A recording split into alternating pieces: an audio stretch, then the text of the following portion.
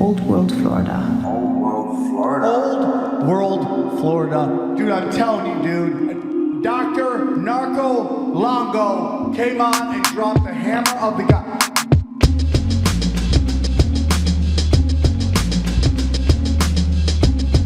America's mother, daughter of Atlantis.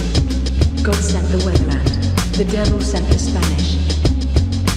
Florida is Eden, the fountain of youth, Kali is deception. So Florida is the truth.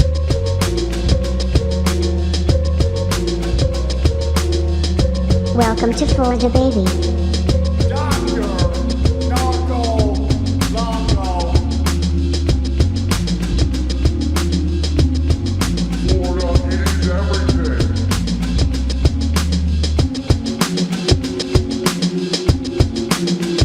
There's too much truth bombs being dropped. I can't digest it all.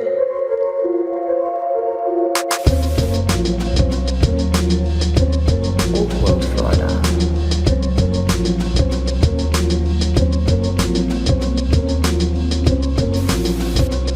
Come on, guys. Please welcome Dr. Narco Longo.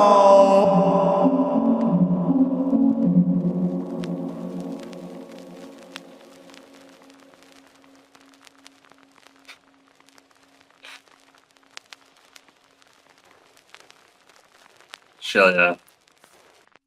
What's up, y'all? Howdy.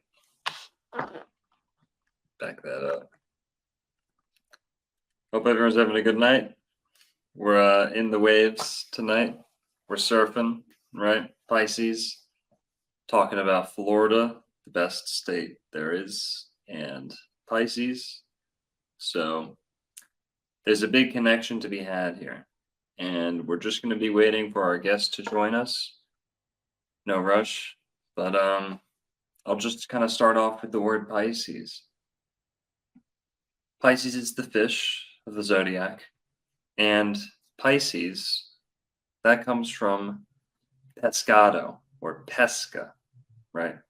This is why you'll notice the word Pisces has a C in it, pesca or pisca.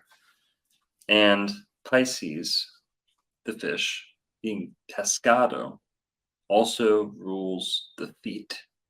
So what part of the body does Pisces rule? The feet. In Spanish or Latin languages, the root is pies. In Spanish, it's pies. Pies, right? So pies means feet. Feet. Now Pisces also rules the feet. The feet, because Pisces is the last sign of the zodiac. The last sign of the zodiac. So it rules old age, the elderly. Pisces are not an active sign, like I said. They are a passive sign. Passive Pisces. They can be a little bit pessimistic sometimes, right? And Pisces, I see people saying pizza, pie. These are all dead on, right on the money. So Pisces rules the Vesica Pisces, or the Vesca Pisces, which is two circles coming together. Why does that? Because Pisces, which is also the peace sign, rules peace, coming together. Peace and Pisces are the same word. So Pisces, pescado, something's fishy here, right? Pisces, they can be fishy. They're the fish. And if you've ever given a handshake to someone and it's a weak handshake, you say they have a fishy handshake or like a floppy fish. Pisces can kind of be like that. But Pisces are the healers, right? So here's another foot word, right? You have the heel of your foot. Pisces are the healers. They're the intuitives, okay? They are the clairvoyants. Pisces have an extreme talent, gift for emotion, but Cancer has emotion. Pisces has has what's the word? Empathy. Pisces is the most empathetic. Pisces can feel what everyone around them is feeling. So they're very passive. They tend to work off of what's given to them, what's going on around them. So Pisces is a water sign. What else? What other word comes from this? The word piss, right? Piss, water, trickling down. Pisces. Pisces don't get angry, but they do get pissed off. So they can get really angry if you push them to the edge. But let's get back to the Vesica Pisces. Vesica Pisces is the coming together of two circles, two opposites, right? And then the center piece is what's in the middle, what they have in common. So the Vesica Pisces, the sign of peace, this is also where you get your peace sign a little bit in your flower of life, perhaps. And I see we've got our guest in here, but I want to make sure I extinguished all my etymological threads so that we can let him present what he's got. But all right, y'all. He was on once before. This is the second time, back by popular demand. You guys loved him, and it was a great show for me as well. He's got a great channel. I'm going to pull it up once I pull him in and show you. But here's Mario from Symbolic Studies. What's Hey, up, Longo. What's Not up, much, bro? man. How are you? I'm doing well, man. Awesome, Dylan. awesome. Apologies for the delay. You're good, man. We had a mix up with the time. No sweat, man. Thank you for making it early. Oh, yeah. You got it. I'm stoked to get into it with you today. And, Pisces is a really, really interesting sign. So when you suggested that this was going to be our show, I was totally into it. Sure, yeah, man. And I was skimming through. I can already see some of what we're getting into, and I'm excited. Nice. I have to ask, just curious, have you by chance seen my Esoteric Pisces live stream? I don't think I have. Perfect. That's what I was hoping for, actually. So Okay. a lot of this information will be new to you. If people are interested, they can check that out on my channel. And, I want to bring a lot of Pisces information your way and a lot of correspondences and things like that. And I'm hoping that you're going to bring the Floridian aspect of everything here. And so I do have a few thoughts with that, but I think I can kind of lay a foundation for the sign, and you can kind of riff and add to it and how it relates to Florida here. For sure, man. For sure. Awesome. Yeah, you can share whatever you want. I'll pull it up whenever you're ready. Cool. Yeah, so actually, if it's cool, do you mind sharing the PDF on your side? My internet is notoriously slow, so whenever you're down, I'm down. I got you, man. For sure. Cool. Here, let's see this.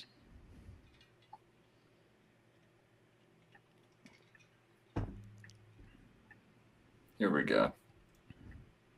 Nice. Let's see how we can get that formatted the best.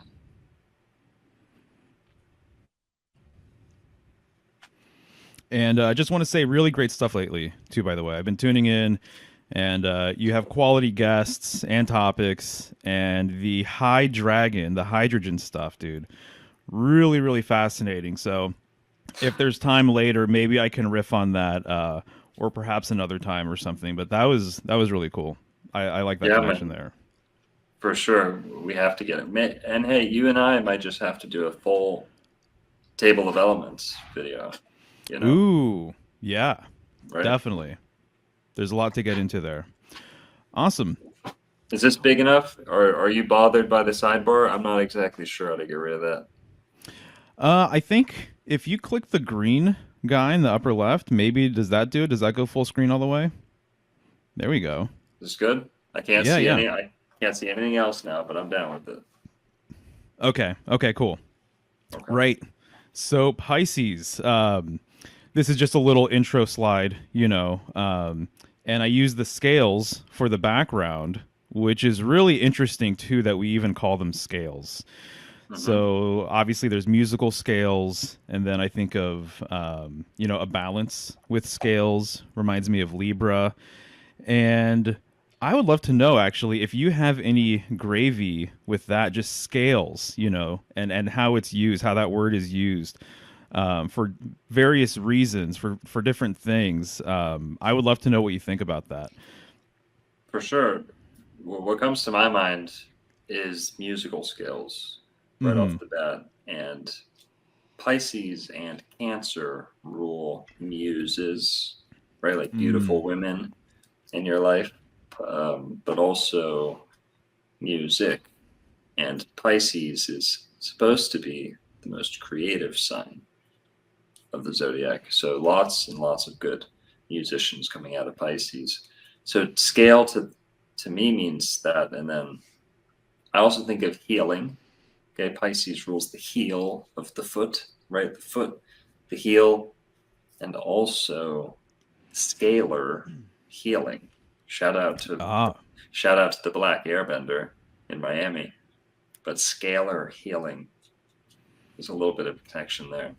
But what else you got on that? Scales.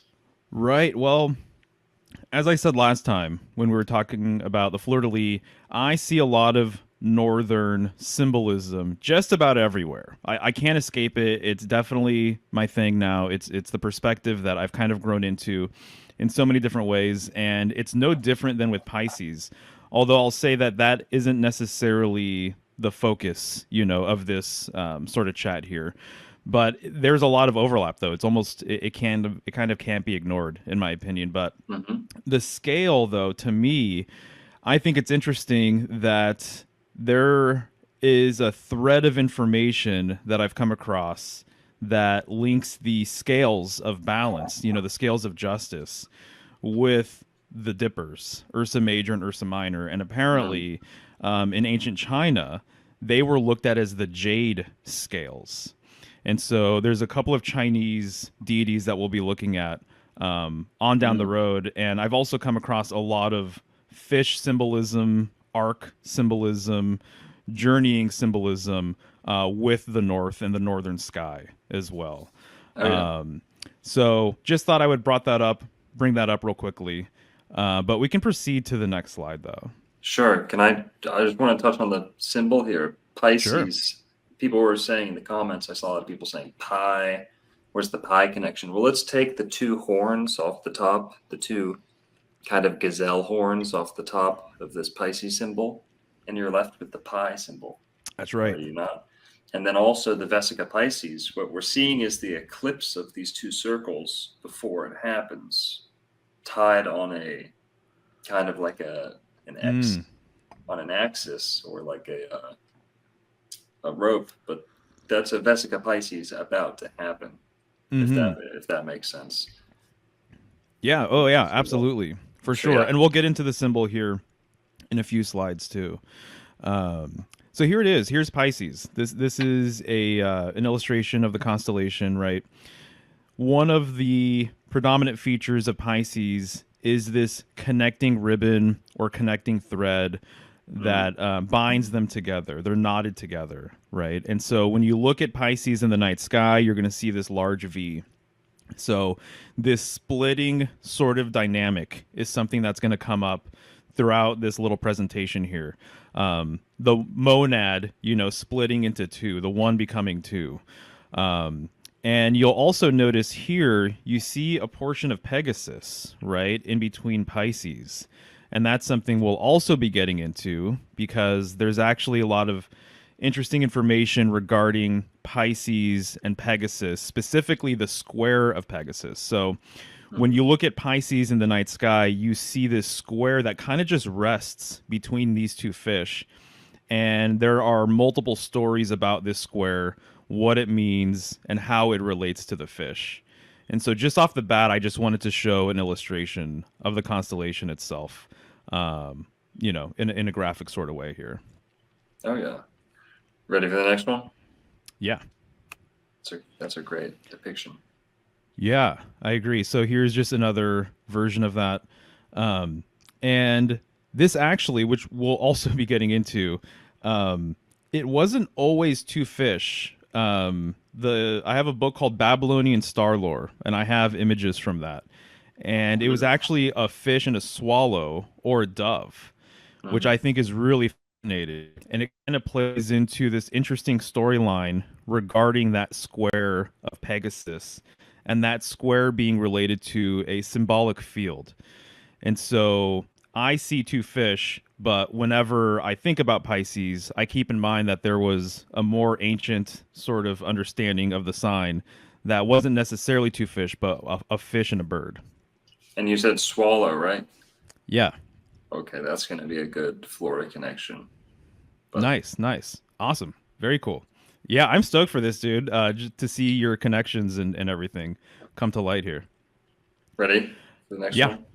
Sure. And with the symbol, I see kind of where this might be going with the V, how that might be the swallowtail of a bird in the back. Sure. This V shape. Totally. Right. So Pisces is in between Aquarius and Aries. And so you know this, but Pisces being the last sign of the astrological year, definitely emblematic of endings, but also beginnings because of that, right? So therefore, I would say just cycles in general. And so even look at the fish, and it looks like generally when they're being illustrated for purposes like this, a lot of times they're kind of circling each other, almost like a yin yang symbol, or almost a Cancer lift too, in a way, I would say. So cycles and motion. And I think just the word motion is really interesting. I've made posts about this before, but emotion, if you remove the E, you have motion. And if you remove the M, phonetically, you have ocean. And so all of these concepts are completely related to each other. Emotion, motion, and ocean, right? Oh, yeah. And so because Pisces ends the astrological year, it has also been referred to as the leaders of the celestial host. And so it almost signals the beginning before the beginning, the ending before the beginning, but also the beginning itself. So it ushers in Aries season. When it ends, Aries season comes around. That's the beginning of spring. And Aries being very headstrong and having its horns and everything else, to me, it's like the perfect sign to kind of kickstart the year. Aries also and Rams having the ability to climb, and there is this ascension sort of symbolism that comes with the ram. I think it makes a lot of sense that it would be the first sign. And so Pisces being called leaders of the celestial host, I think is really, really interesting. And it makes a lot of sense. So it almost, to me, there's a root-like quality to Pisces because it relates to our feet as well, which we'll be getting into. But the roots, just I think of what was needed before the tree can actually grow, and ascend to the heavens and get really large and start producing fruit and everything else. So I see a lot of root symbolism with Pisces. Also, being a root in that it speaks to our roots, our watery nature. And there's a lot to be said about our relationship with water, which goes on and on and on and on, and how symbolically fish have kind of been considered our ancestors in so many ways. And so they've been connected with a lot of deities and a lot of sages that have bestowed wisdom upon humanity, which we'll be looking at some images later on in the presentation about that. Ready for the next one? Yeah, feel free. Alrighty. And as always, when you're decoding any sign, it is really helpful to look at the signs surrounding it, but also its opposing sign. And so it being related to Virgo, I think is fascinating, especially because Virgo, the glyph for Virgo, I know it's upside down here, but we'll see it right side up later on. There's a little fish in that M. And so the relationship here that's being created, really, it's a whole well of symbolism that you can kind of unpack. And so with Pisces and with fish symbolism, there's a lot of phallic, masculine connotations, but there are many, many, many feminine aspects as well. So it's just one of these things. The fish is, it reminds me very much of the serpent that way. There's a lot of animals, and arguably perhaps every animal is really like this. But with the fish itself, it's both very masculine and very feminine. So we'll unpack both sides moving forward. And we talked about Virgo last time too. So it's kind of just it's appropriate that we bring it up again, I guess. Yeah, man. And Pisces, I just want to touch on the phonetic link between these two is the word service. Service, because Virgo rules service and all servitude. But then Pisces rules surf us, right? Like, let's go surfing, right, in the ocean with our feet on the board, our feet in the water, into the surf. So surface, serve us, service. Yeah, That's great. I love that. That's awesome.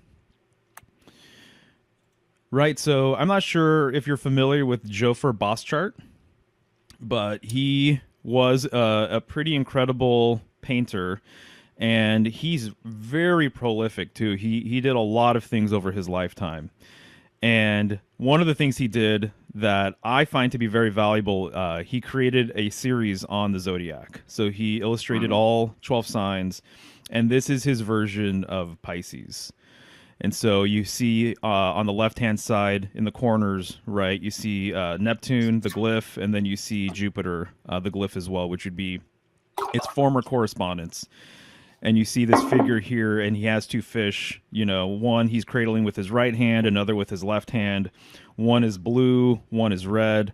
Again, it kind of reminds me of the yin-yang sort of symbol, this constant churning or turning, which very much relates to wheel symbolism. And when I think of wheel symbolism as well, I think of a lot of traveling modalities, including the boat and the ship and everything else. So I think in a lot of ways, the chariot, the car, the locomotive, the bike, the motorcycle, I think its roots really are with boats and arcs and canoes and things like that. And it speaks to, you know, the fact that we're journeyers, and which is a very mercurial thing, which is something that we'll be talking about too. I see a lot of mercurial symbolism within Pisces as well.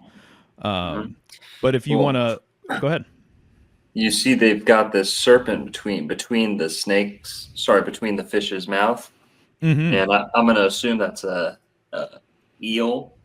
Okay. So this is another one of the phonetic threads behind Pisces is healing, like the foot healing. Pisces is the healer. The wheel, like you just said, which is also driving wheel is a ship's wheel. And then you also have the eel, which is this serpentine aquatic creature, which is the most mysterious of all, you know, sea creatures, because their reproduction is so strange, especially the American eagle, which comes to Florida to reproduce. There's a huge Pisces link right there. Yeah, man. Excellent. Well, yeah, if you want a closer look, there you go. I love that. Yeah. And so if you count the little dots on whatever that cord is, or the eel or what have you, there's 12 of them, which I think is brilliant too, because it's the 12th sign. And a lot of people say that Pisces is symbolic of all the signs because it's the last sign, which I think makes a lot of sense. And so to me, this is an acknowledgement of the whole entire zodiac, really. And what binds them, it's the two fish, you know. So whether Pisces is the ending, it's also the beginning as well. And so this whole entire system really, it skews towards water. The zodiac skews towards water, which I'll be getting into here. And so there's more watery symbolism in astrology than any other element, in my opinion, which makes absolute perfect sense given how important water is to us and all of the things that water conjures up symbolically and everything else. So, yeah, and like you say with the end,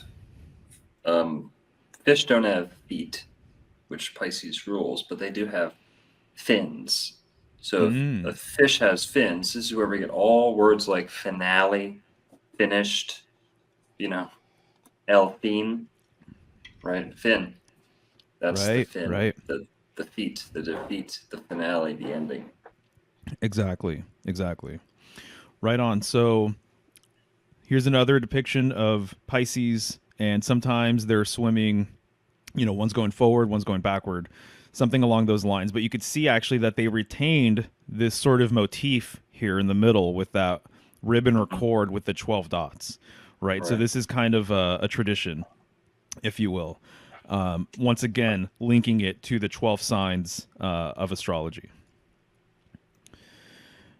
And I thought this was kind of fun because I read about it in a book prepping for today, and I don't think I had ever looked it up. But here's another illustration of Pisces, and you can see just kind of right by the head of the small fish, that is actually the urn of Aquarius. And so the urn of Aquarius is really, really intriguing for a lot of different reasons. And it's said that, from what I've picked up over the years, most people obviously associate the urn of Aquarius with holding water.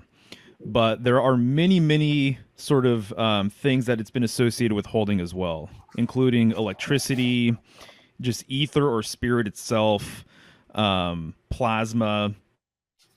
I know there's several other things that it's been associated with carrying as well. So in a way, it's almost kind of like the urn of everything, the urn of the cosmos, or the cosmos itself, if you will, if it's just one large vessel, right? And so Aquarius, where it sits in the heavens, it provides water for that whole section of the night sky. And so the area around Aquarius, it has been referred to as like the celestial ocean. And so here it's saying that the urn of Aquarius provides the waters of Pisces. And so obviously Aquarius is the sign that precedes Pisces. And then right before that, you have the sea goat. And so the sea goat, Capricorn, it's an earth sign, but yet it has this watery sort of symbolic angle as well. And so the last three signs of the zodiac skew towards water. Pisces is the only water sign itself. Aquarius is an air sign, but it is the water bearer, right? And its glyph obviously is water as well. And so I thought that was kind of an interesting little detail here, having the inclusion of the urn of Aquarius. Oh yeah, man. And that's the most debatable cusp, and the cusp that has the most gray area on it. Oh, is that right? Like Gotcha. it's like the leap year conundrum. Oh, I see. Interesting. This is just my little visual note here to talk about the fact that apparently one of the reasons why Pisces was associated with the fish, I guess the Egyptians considered the time of Pisces to be the most optimal time to go fishing, and that the fish were at their fattest and everything else. But I know also, too, there's a lot of different groups that have had different rules and different beliefs regarding the eating of fish, so it's both been something that people have abstained from. It's also been something that people have waited for specific days or dates to actually consume fish. Fish has also been looked at as an aphrodisiac, and so there's this ritualistic sort of component with eating fish as well. And so so that was just my reminder, this image here, to mention that fact regarding ancient Egypt and the time to go fishing apparently being ideal during Pisces season. Oh yeah, an aphrodisiac because Venus exalts in Pisces. So Venus does not rule Pisces, but it exalts in Pisces. So Venus is Aphrodite. There you go. Ruler of aphrodisiacs. That's great.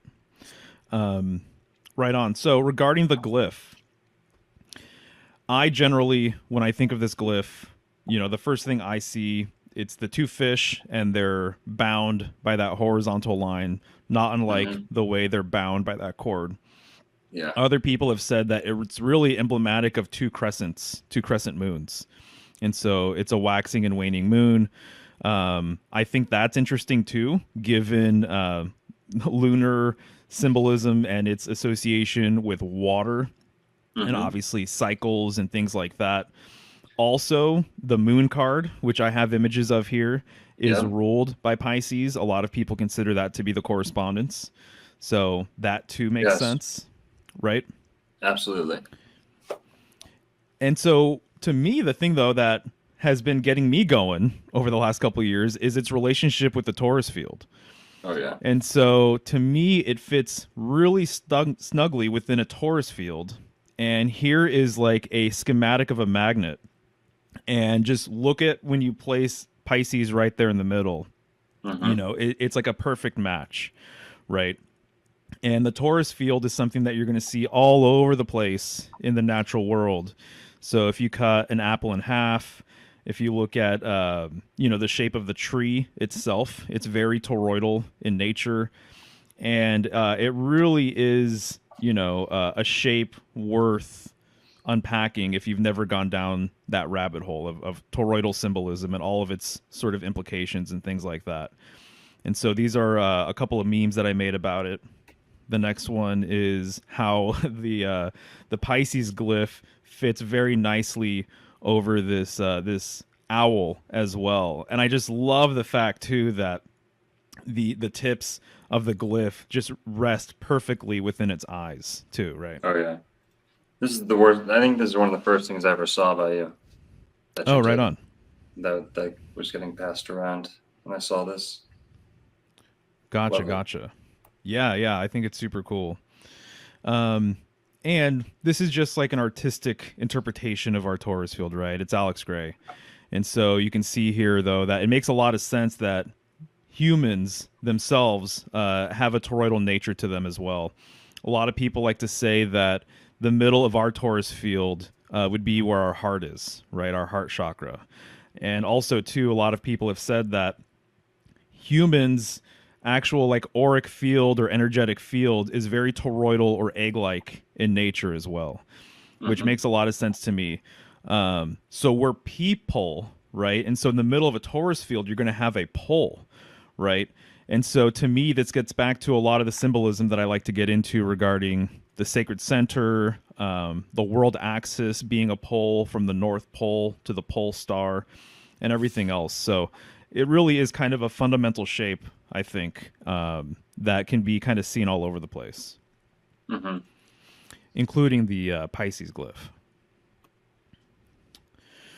Right. So I'm not like super familiar with the Nakshatras. I'm not sure how much you've looked into them at all, but Not much. it's a really, really interesting system.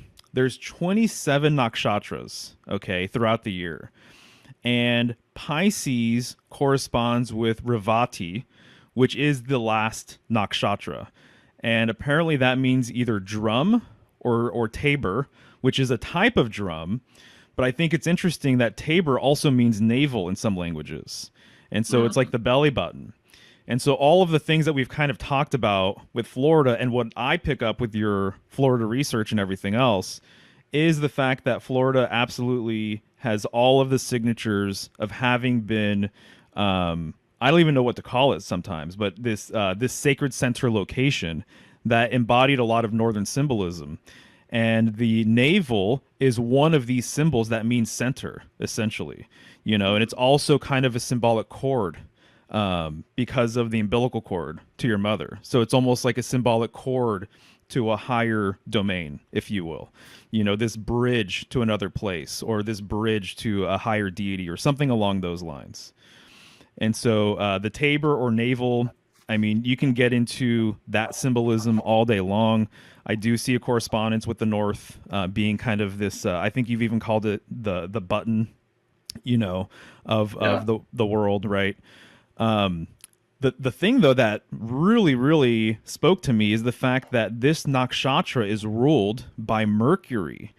And even before I came across this nakshatra doing research to talk to you today, I was just picking up a lot of mercurial vibes just with fish and their silvery look a lot of the times, how they swim through the water, how there's a lot of psychopomp symbolism with certain myths that relate to the fish.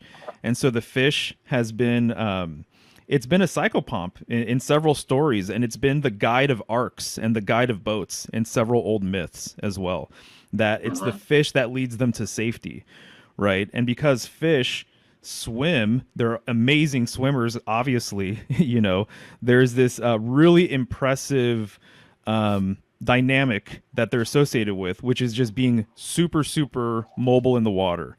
And Mercury is the messenger of the gods. He goes to and fro between the different domains. Personally, I think he uses the world axis to go from domain to domain. I think that's kind of what the deep encode is with Mercury. And I think that if you're going to look into any, I guess, planet or deity, Hermes Mercury is almost to me, he's a polar deity. And so a lot of people are familiar with solar deities, lunar deities. I think there's actually another category that's kind of been swept under the rug a little bit, and it's the polar deity. I think Santa is a polar deity, but I think absolutely Mercury could be considered a polar deity as well. He's very much connected to the pole via the phallus as well. And Florida being very phallic in nature too. I see a total relationship between a lot of what you're putting out there regarding Florida and some mercurial stuff. Also, too, from my research, this nakshatra is corresponds with ether, which I think is really, really interesting as well, because Mercury, to me, it's a very etheric sort of entity in so many different ways. And so sometimes I wonder if Mercury has been used by the alchemists as just kind of a catch-all sort of term for spirit itself. I'm not sure if you've ever picked that up. Well, it definitely has. And this connection between Pisces and Mercury is not unfounded, because Pisces is the connection between Mercury and Pisces is that Mercury actually falls in Pisces. So Mercury, which rules the mind, intellect, is allegedly at a disadvantage in Pisces. This is where we get all psi or psi words like psychiatry, psyche. This is the kind of the fixing of the mind. So that's the Pisces realm, is Mercury being not in its highest state, but still being prominent. That's this psychiatry. That's why you have the silent P in front of all these words. It's Pisces. It's just a reforming of the word Pisces. So, psychiatry is Pisces chiatry, Wow. That's really interesting.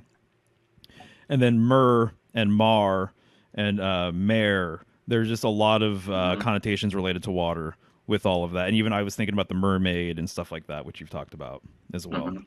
Pisces are curious too, and mercurial, mysterious. Definitely. Right. So this is the slide to talk about the fact that Aquarius provides the water to the celestial ocean. So even outside of the ecliptic, which I believe you've talked about before, but outside of the ecliptic surrounding Aquarius, there's a lot of watery constellations as well. And I would say, especially with Aquarius and Pisces, I've picked up a lot of symbolism relating the flood, the Great Flood, to Aquarius.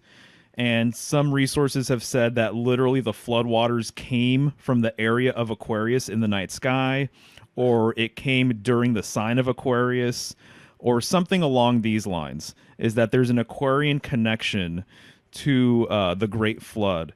And so it provides the waters for all of these signs that you could see here, but then even more that relate to the waters and to the depths and everything else.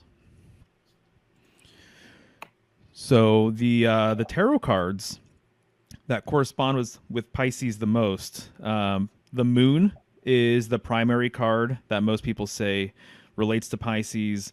And to me, I just wanted to include probably three of the most influential tarot decks for the moon. You have the Marseille. This is the Jodorowsky version, so it's kind of updated and crisp and everything else. And then you've got the Rider-Waite, and then you've got the Crowley Thoth deck. And so the moon has a tradition of being a gateway to other places. And so symbolically, some people have looked at the moon as being the first gateway out of here, or and or also the last gateway when you return, right? Which would make sense. So Yes. here with the towers, right? You see this gateway symbolism, and I've been saying this for a long time, and I'm sure you're well aware of this, as is a lot of your audience. But when you see two towers or two of anything really, there's an implied third. There's a middle way or a third pillar, and that middle way or third pillar is the point of ascension or transcendence. And so here you can see in the middle card, the Rider Waite, you can see that path, right, leading in between the two towers. And so you don't have two fish, but you generally have two dogs. With the Thoth card, you have the two Anubis figures in front of those towers, and then you actually have Right. two dogs in front of them. Oh yeah. In this context, dog makes sense because it's the dog of the underworld, the last step before, the last step of death before rebirth. And very, very early on, you were talking about the death being the birth, and that's the mourning. That's where we get this word mourning. A lot of people are afraid of this phrase, mourning, like, oh, it's slave code in the English language, and no, it's just a little bit of astrotheology. The sun died, and we're mourning it, and then we realize, oh my God, it's rising up as we're mourning the death of it. It comes again and it rises again. What a great story! And to the point about the towers, Pisces is ruled by Neptune, who's also Enki, which is where we get words like anchor. Anchor is one of the oldest words in the world, and the word tower also comes from the word tow, to tow something. So anchors are towed. Ooh. And you were showing the line between Pisces.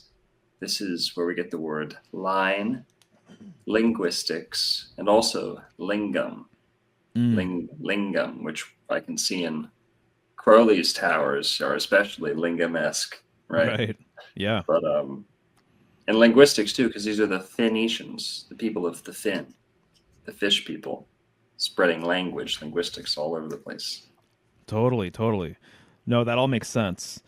I love your tower, or excuse me, your anchor stuff, man. It's really what a great rabbit hole. Seriously, that was very fruitful. The last video you uploaded about it. Thank you, man. Yeah, dude. One of the small things, just real quick, regarding the moon, the previous slide there. The other thing that's I think worth noting, we're not getting into the moon cards super crazy, right? But notice, like in the Marseille, the left card, those droplets leaving Earth going towards the moon.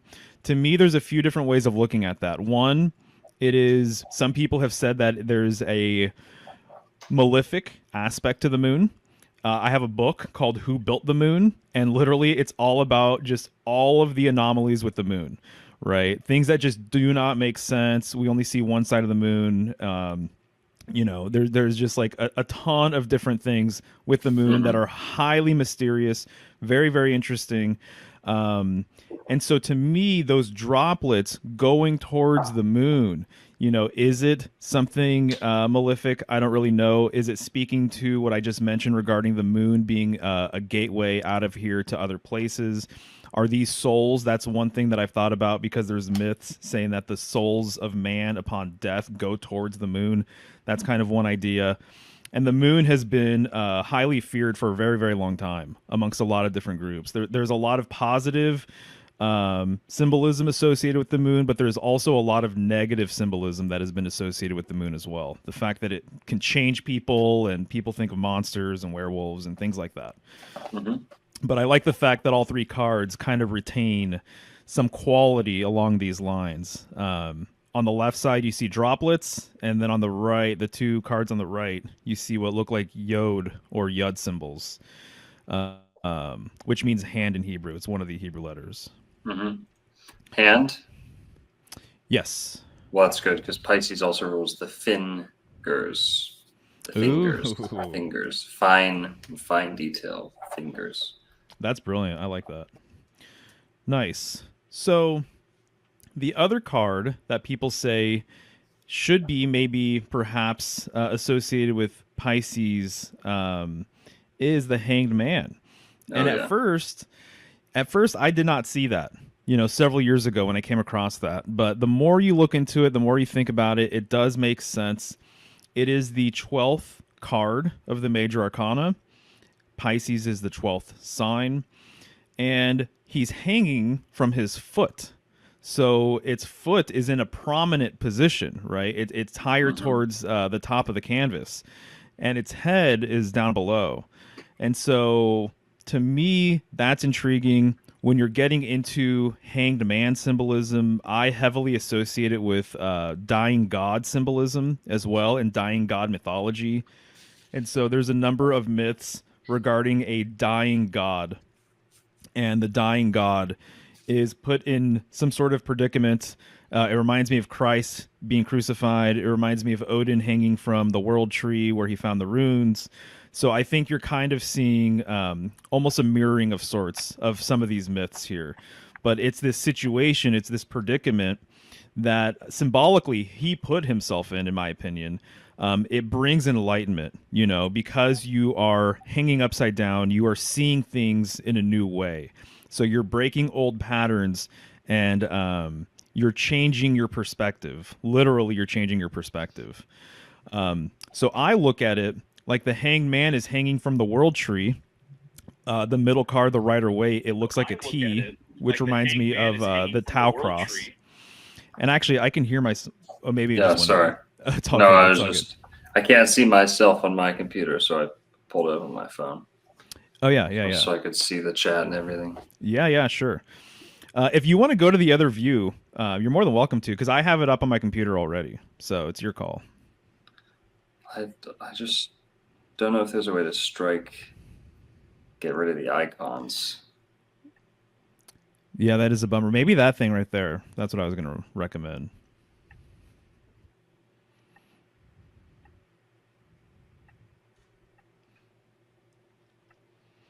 Boom.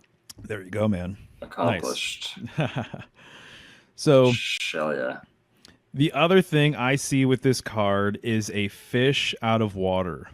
And I think in a lot of ways, that sort of metaphor applies, and that we are kind of fish out of waters in certain ways, I would say as well. And so obviously bringing a fish out of water, the fish is going to be uncomfortable. He's not going to like it. He's going to want to go back to where he is comfortable, with what he knows and everything else. And so to me, that's kind of what I see here as well, is a fish out of water symbolically. And Christ's symbolism being related to Pisces and everything else, I think makes a lot of sense. Mm-hmm. Pisces rules suicide too, and suicide tends to, a lot of time, comes in the form of hanging. Ah, yes. Totally. Interesting. I usually, there's so many different ways of breaking everything down, but when I found out that scorpions can actually commit suicide with their own stinger, that's something that I kind of put on my shelf, my association, perhaps, right. with that. Well, they're both, you're right, because they're both ruled by Pluto. Pluto rules Scorpio, but Pluto exalts in Pisces. Ah, there you go. That's the connection then. Nice. Little known. That's also the death connection, because Scorpio is the solar death. Pisces is the grand finale, the complete end of the cycle, death. Ah. So. Got it. That makes sense. Both the death signs, yeah. Right. So here's a painting showing you traditionally how people associate the signs with different parts of the human body. You can see up top, there's a ram behind this figure's head, and then you go all the way down, and then you see the fish towards the bottom, right underneath its feet. Yep. And then even the next slide is just a close-up version of that as well. And so to me, this is very, very interesting. Our feet, this is how we get around. Our legs are how we get around. And so symbolically, our legs and our feet are our wheels. And so I'm not sure if I said that already, but it reminds me of the fact that this is just how we get around. And so it was actually through watching fights, one of the commentators said that this guy can't get struck in the leg too many more times because he's going to lose his wheels. He won't be able to get around. He won't be able to move. And so I'm like, oh my God, that is brilliant. That makes so much sense. So the next slide is just a little, visual note for me that our legs are our wheels. And so the fact that they're connected with the fish, which are excellent travelers, to me just makes a ton of sense. Oh, yeah. Right. And so there are so many different things to kind of get around to with Christ and his relationship to fish and everything else. But here's just a painting, right? He wanted to create fishers of men, right? And there's different traditions within Christianity that acknowledges the fish. In fact, right, I mean, what a lot of people have said was that the before the cross, their symbol was the fish, the ichthys, right? And so, and even followers have been called basically fish, essentially. And even when you look at what a nun is, or noon, N-U-N, it goes back to the fish. But one of the things that kind of like tripped me out, I thought it was really interesting. I've never really looked at paintings of the Ascension of Christ, but somehow I got on that rabbit hole while prepping for this. And I was looking at all these images of Christ ascending, and that's the next image, by the way. And it's just fascinating to me that the last thing you would see, if somebody symbolically ascended, the last thing you would see is their feet, right? And so we come into this world, we crown, right? When we're being born, most of us at least. You come into this world head first, not unlike the ram. And symbolically, if you're going to ascend, the last thing that would be in this domain would be your feet, which corresponds to Pisces. Shalama. And the heel also, the heel of the foot, the wheel, like you said, which, why does it have a H in it? Because it has the word heel within it. Whoa. But you could also look at it as we heal, the wheel, right? But blah blah blah. Yeah, the medicine wheel. Yes. Wow. There you go. That's very cool. Right. Okay. So Pisces. Pisces is the V, and then this is Pegasus. Pegasus is upside down from the perspective of Pisces. But what we'll be getting into here in a bit is that square within Pisces. What's up? Nothing. My dirty mind is going ridiculous with V. Right? If you're going out to get some V, not to be crude, Pisces is also where we get the word pussy, right? Right. So you said nice. it's the V, and forgive me, but had to fit that in. No, completely appropriate for sure. I mean, I see a lot of V symbolism with Virgo, the Virgin. Yes. And the fact that she's veiled. And then also in the Taurus constellation, you also see a large V, and it's ruled by Venus, right? And so totally all of this stuff is very appropriate for sure. Now if someone's a unicorn, are they maybe are they a Pegasus? Nice. All right. Right. We'll bleep that out. PG-13. So this splitting, which I talked about with the fleur-de-lis as well, and kind of going back, to be not to be crude, but it's similar Always. symbolism. But the flower, the two petals on the fleur-de-lis, I brought up the fact that it's almost like a woman's legs, being open, right, to receive and to give as well, and how this is just the way of the world and sexual symbolism, right? And what do they call that? Heels up, or soles up? Oh, right. Boots up. Boots up. Boots knocking boots. Yeah. Exactly. So this splitting dynamic, two fish coming from one stream, that is a huge thing with Pisces symbolism. And so it reminds me, and I've read this in, there's one book in particular, the Salts of Salvation book. I'm not sure if you've ever gotten into that one at all. What's that guy's name? Carrie? Yeah. Okay, yes. Of course. So he really, for Pisces, he really gets into this split stream sort of dynamic. And he relates it to roots, and he relates it to rivers. And so if you progress to the next slide, you'll see just a simple river somewhere, and it's just splitting off, into two. Right. So again, it reminds me of our legs too. They're like split streams, but have a common source. They're connected. They're connected at our, with our body, with our hips or our waist. You know what else I see is the bident of Pluto, There you go. who's also There you being go. represented in Pisces. Absolutely. And so here's just another river system, one main vein, one main river splitting off into other smaller rivers or creeks. And so this is how nature works, right? And so if you go to the next slide, you're just going to see some veins from an X-ray. Hey there, tranny clowns. I thought that's high praise from a such an esteemed figure. Yeah, totally.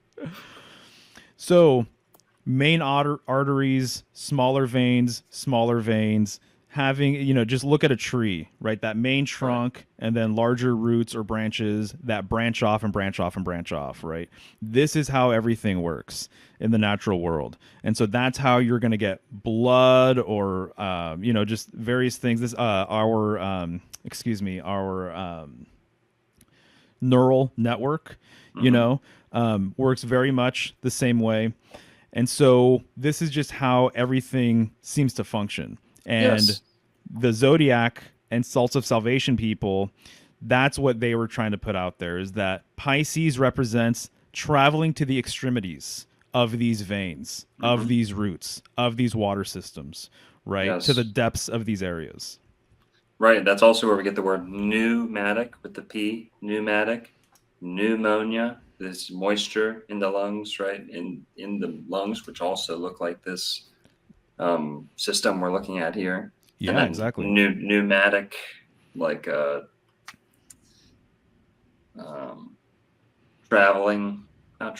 would you call it? Messaging services through the pipes and stuff like that. Also, the word new comes from Anubis, who is Pluto, by the way. So Snoopy, Anubis, Scooby, Pluto, all the same dog of the underworld revolution. And you said, what was the word? You said something about circle or cycles just now. I forget. Doesn't matter.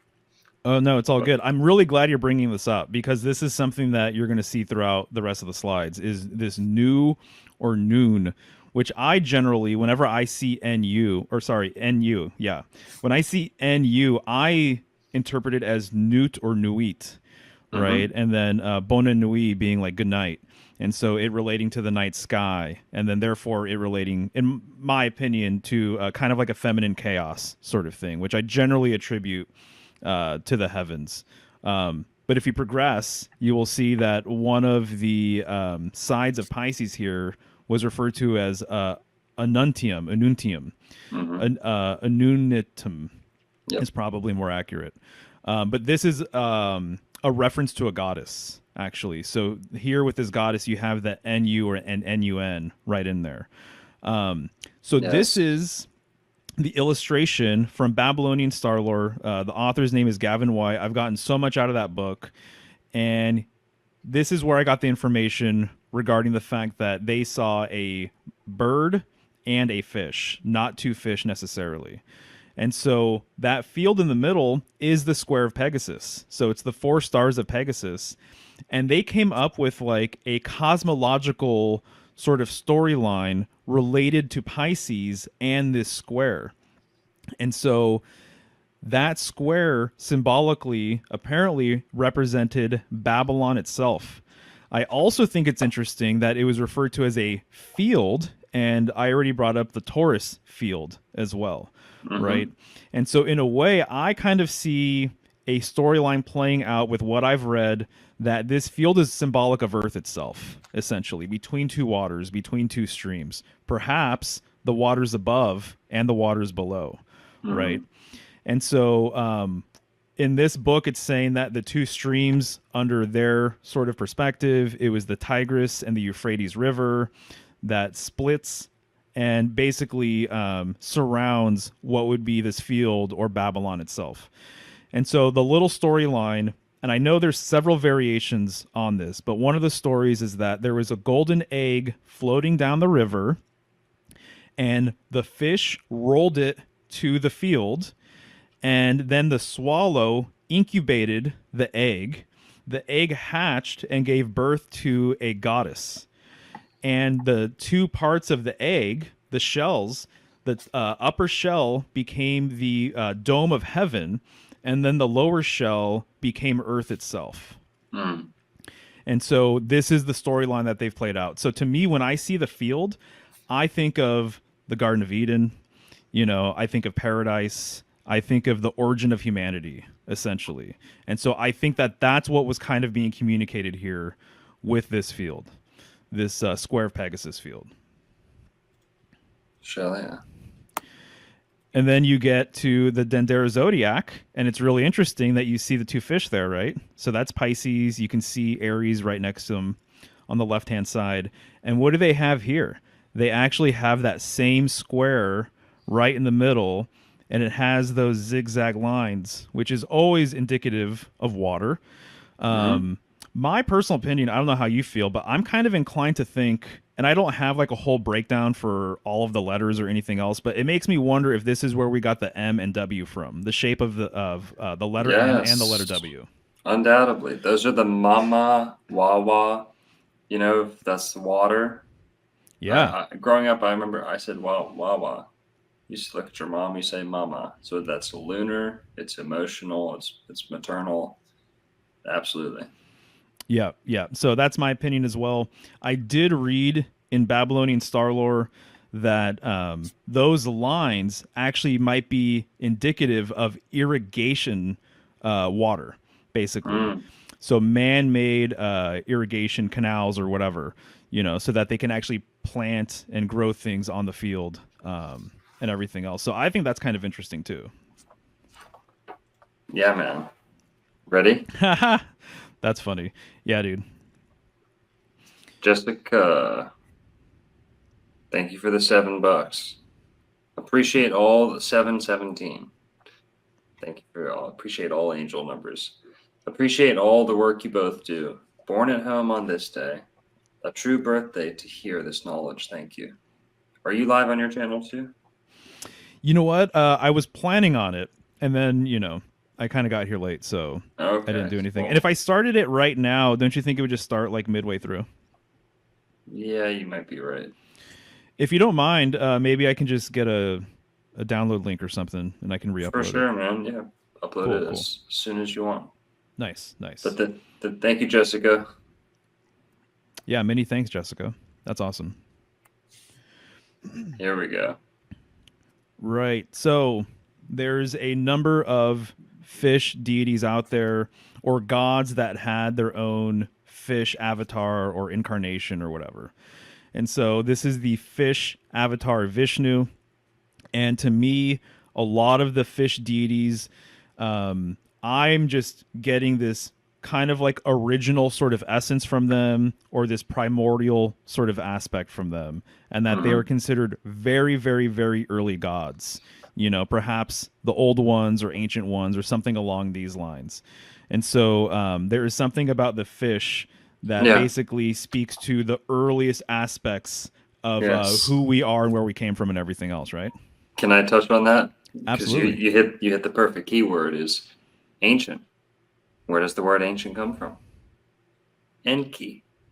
Enki. That's about as far back as you can get with phonetic language. You have the word Enki, and then the word Kur, who's the first depiction of a dragon, consistent depiction of a dragon in human history. That's where we get the word anchor. So when I say anchor, it's one of the oldest words in the world. That's because it goes straight back to Enki and his corresponding dragon son or cousin, Kur. So Enki is Neptune. This is your fish god of Roman mythology too. It's also Poseidon. That's why Pisces, Poseidon also rules poisons, death, like we were talking about. For sure. And Absolutely. Vishnu, I mean, come on, bro. Vishnu. I know, yeah, it's right there. Neptune. Exactly. Tuna. Exactly. That's why tuna is fish. Neptuna. You Ooh. tune your guitar, right? Music. You play electric music. Yeah, psychedelic Right. music is ruled by Neptune. Stringed, not all stringed music, but most technologically aided music is ruled by Neptune. So Got it. tunes, Got it. tunes, Right. Right. Right. Well, speaking of Inky, that's the next slide there. Oh, shall I? So there you have it, and you see what looks like two streams kind of coming from its shoulders, right? And you see the fish kind of swimming upstream. It looks like, and so yeah, you already explained all that, and then this is Oannes or Dagon, and I brought it up last time too because of that fleur de lis on top of its head, and then notice the helmet looks very much. It just looks super phallic, basically. So I don't Yeah. think that's a mistake at all. Obviously, very, very intentional. There's a huge, huge phallic correspondence with the fish. Yes. And that's a fleur de lis on the tip of his head. Yeah, exactly right. Yep, Oh, yeah. for sure. And Oannes, Johannes, Jean is where you get your gene pool. Jean is John the Baptist dunking underwater. Oana is, yeah, same. And Dagon, dragon, of course, also goes back to Enki and Kur, like I was saying. So that's where you get anchor from Enki and Drogstone from a Dagon or dragon. Excellent, excellent. So just some more fish deities. I believe, if I'm not mistaken, are these figures?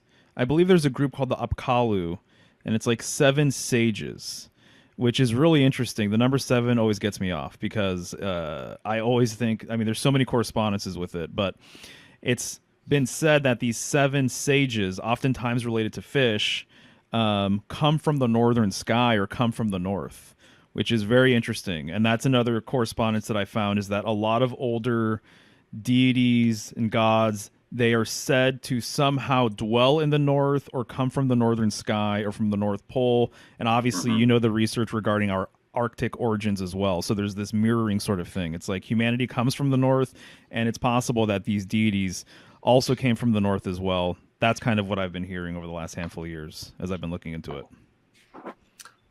Hell yeah, man. And you were right with the Apkallu. They're either fish or lion, griffin, like human figures. Mm-hmm. Right, right. Ready for the next one? Yeah, let's do it. So this Nice. is a meme that I put together a couple years ago or something, but I mean, come on. Look at that hat, so it's definitely an homage to some of this mythology and some of these fish gods, right? Oh yeah. And Pisces, Christianity, the fish, the bishop, the fiship. Mm-hmm. There you go. Exactly right. And so these are the same sages, I believe. And just notice how phallic these little statuettes are, right? Very, very intentional. And so basically, to me, what I've come across in my understanding of fish and water symbolism is I know actually in ancient China, if you showed, and maybe this is just for people who are like, in the know symbolically or whatever, I'm sure many people this would just go over their heads, I would assume, but showing a fish within water or some sort of aspect or play of a fish jumping out of water, it always implied sexual symbolism. And so to me, what it is when a man makes love to a woman, his fish is returning back to the waters from which it came. Mm-hmm. That is the deep in code. Oh yeah, for sure. And not to be crude or lewd, but the part of the body most associated with fish and fishiness is That's right. Is the portal. That's it. The portal of life, where we go in and out and life is born anew. And to your point about phallic imagery and Pisces, it's completely correct, because Pisces is also fin, like we said, all fin words, the finale, finish. But fin is also the pin. So it's the pin at the center of the planet, the pinhole, the Polaris. It's also the pin, the pinnacle, the pen, the peninsula. That's why peninsulas are fish shaped for the most part. Yeah. And a pen is where you write and you fill your pen with ink, or your enki, or as we saw, your oanus. So your pen is where you get your ink, or your genes coming out of a man's ink comes from his, yeah. Right. That's all in my new Anchor video too. Stuff like that, those connections. Yeah. That's brilliant, dude. I love it. So here, I already brought it up, but a fish returning to the waters, to me, the symbolism is kind of clear now. Once it's told to you, it's pretty obvious. And so this is a fish out of water, kind of like I said earlier, like the hanged man. And I think symbolically there's something to be said about humanity being fish out of water, and I think that perhaps when we cross over, if you believe in that sort of thing, that's like us returning to our primordial waters, essentially. And so doing this research, I came across a tribe in West Africa who basically the name of their circumcision knife translates to the knife which cuts the fish. Right.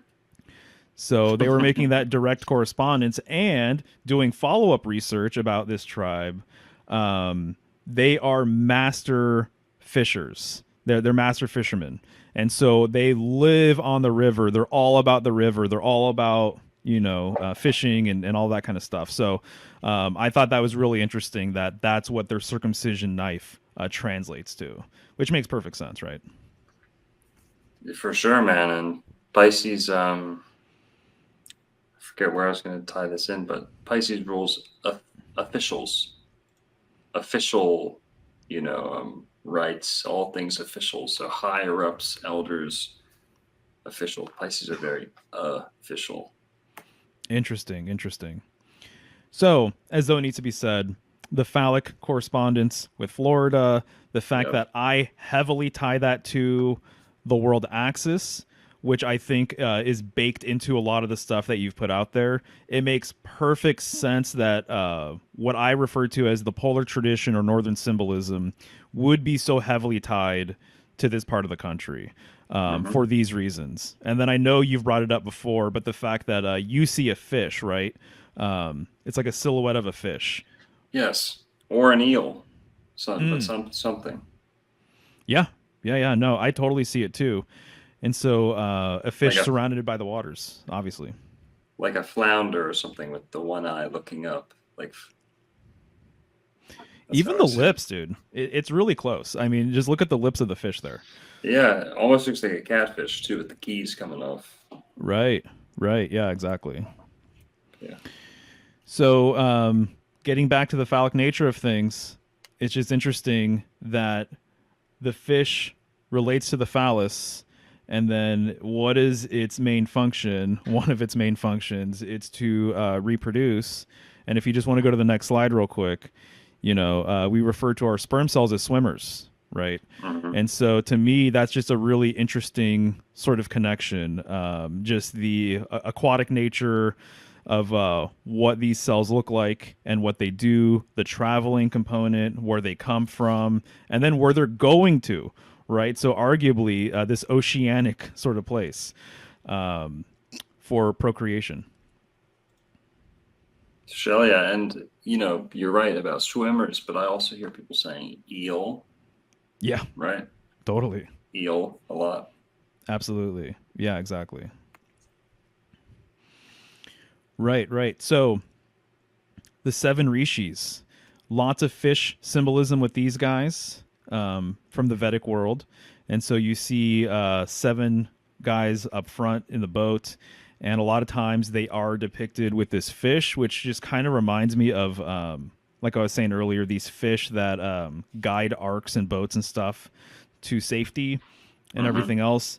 And there's this heavy correspondence with boat and arc symbolism with the north and the northern sky as well, which to me is fascinating when you take into account that it's part of the tradition that the 7 rishis correspond with the Big Dipper and its 7 stars. So if you click over to the next slide, you'll see that this is their correspondence, which is a northern circumpolar constellation that goes around the pole star. And so this is where they are said to have come from, was from the northern sky, as I kind of mentioned earlier.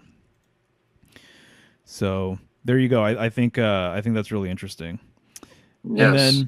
And it's the dipper, which differs from a frying pan. Why? Because you submerge things into it, baptize, dip. Totally.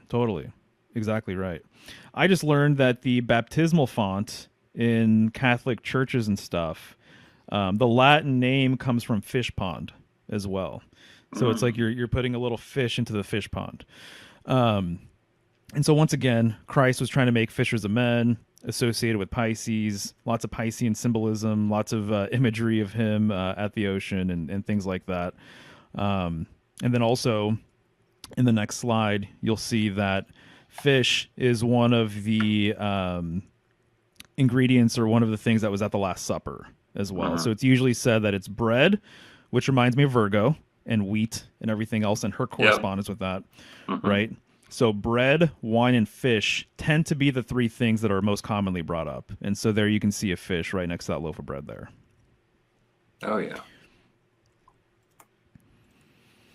Right. So this idea of a fish deity coming from the primordial waters, this is from Secret Teachings, right? And so you see this fish god coming from the waters, and you see, primitive man, I guess, looking at this whole situation, and they must have been stunned. And he's just saying hello. And I cannot think about this line of mythology, these sorts of myths, without thinking of what I consider to be perhaps a modern equivalent, if you want to click over to the next slide, which would be Lovecraftian and Cthulhu.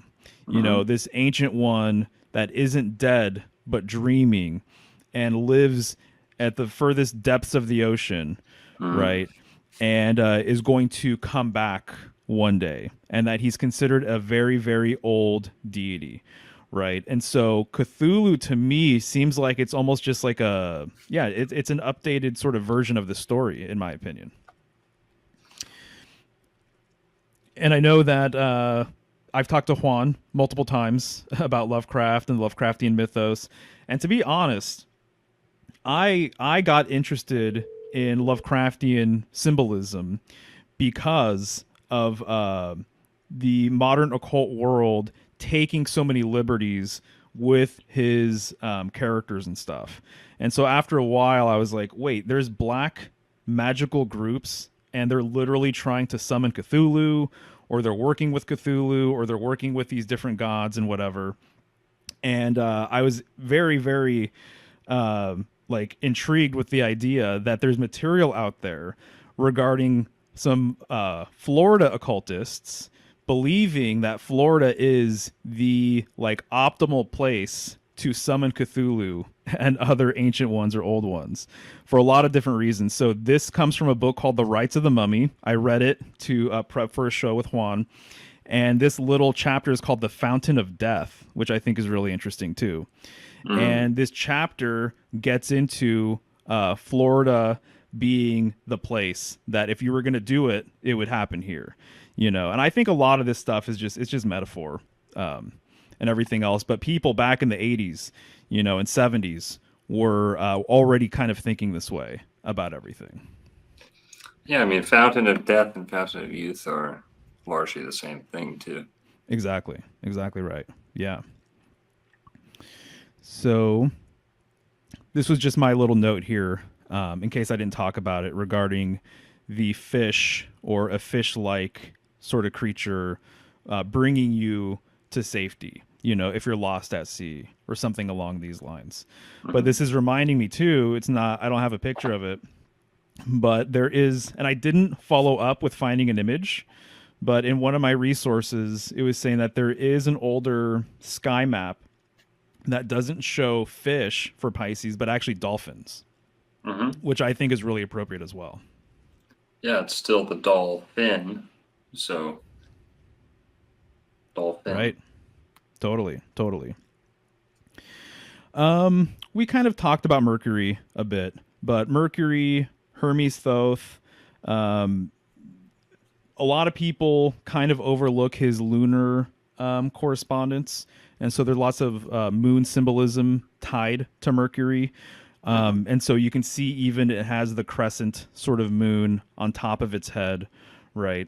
And even the glyph for Venus is baked into the glyph for Mercury. All you have to do is remove its horns, and then you see the glyph for Venus. Or you get the glyph for Venus, and all you have to do is add horns, and you have Mercury. Yes. You also, as you said the word tied, I couldn't help but think about how the two crescents of Pisces are tied together with that little bow, the little strip at the middle. Yeah, that's perfect. Tide of the ocean, tied together, Excellent. Right. So you mentioned the fishy smell, and this is what Barbara Walker gets into here. Her words, not mine. A worldwide symbol of the Great Mother was the pointed oval sign of the Yoni, known as the Vesca Pisces, vessel of the fish. It was associated with the fishy smell that Hindus made a title of, the Yonic goddess herself, because they said women's genitals smelled like fish. And so that correspondence obviously makes sense for a lot of different reasons. And then Vesica Pisces, too. I know I'm saying it wrong. Vesica Pisces? Pisces? No, it's right. That's right. Yeah. Vesica Pisces, yeah. Gotcha. And I know some people, if you look in modern symbolic dictionary books, it doesn't translate over to vessel of the fish. A lot of people say that it's the bladder of the fish. But to me, vessel of the fish makes way more sense. I think it's kind of an older sort of thing.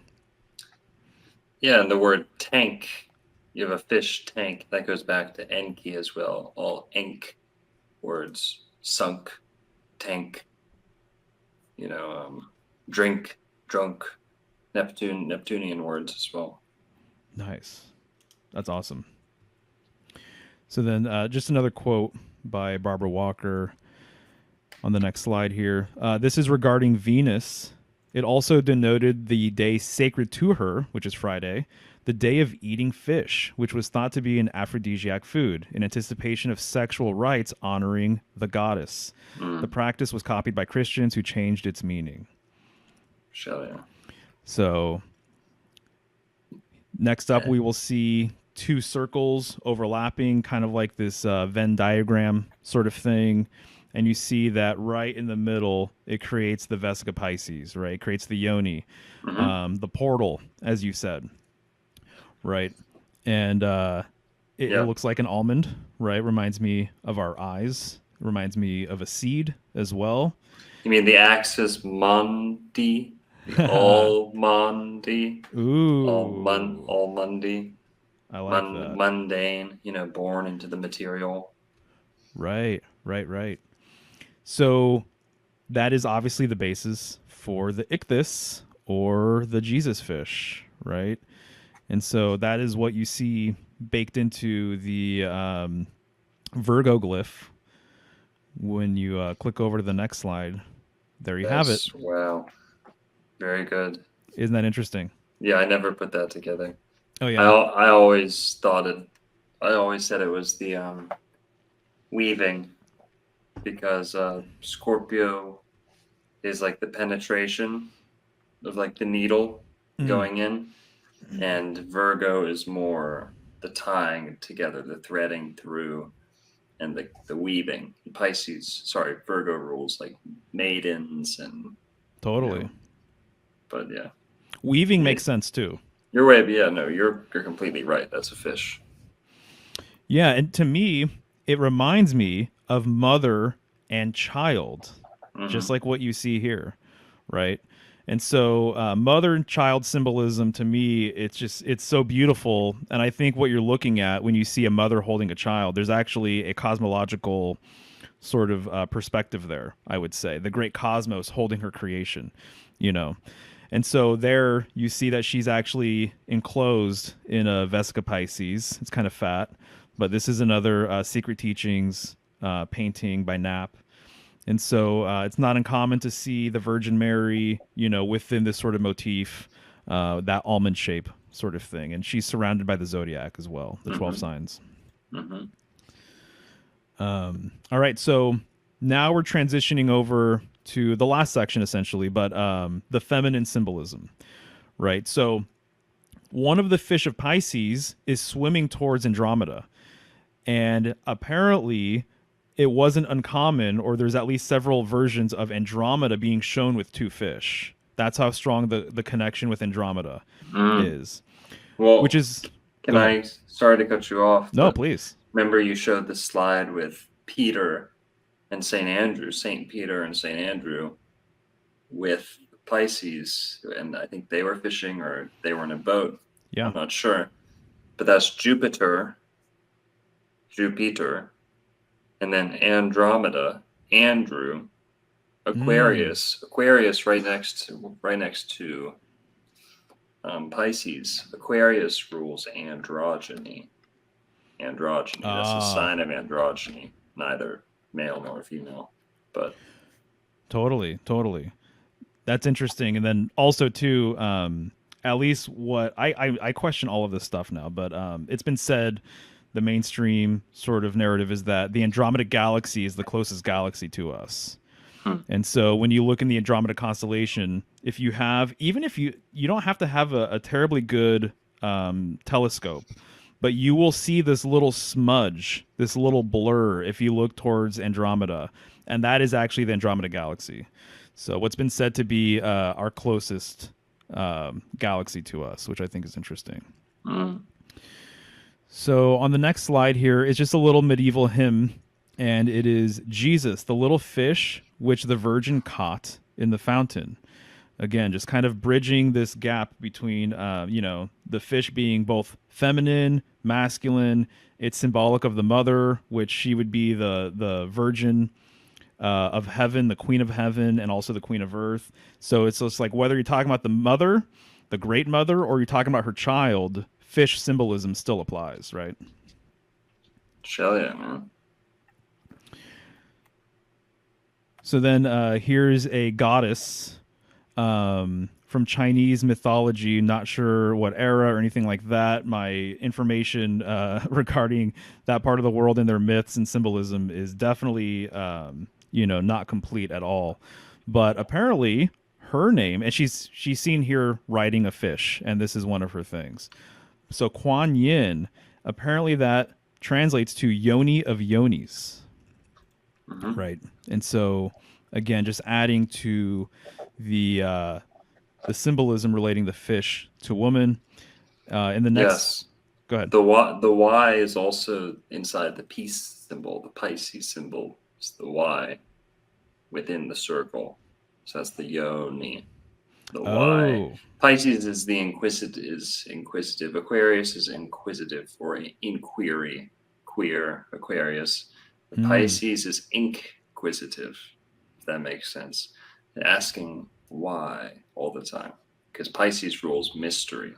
So this Y symbol, anyone who's had like a bunch of pets knows that when you're looking for a female pet, you typically look for a Y-shaped, I don't know about urethra, but opening to the, genitals on an animal.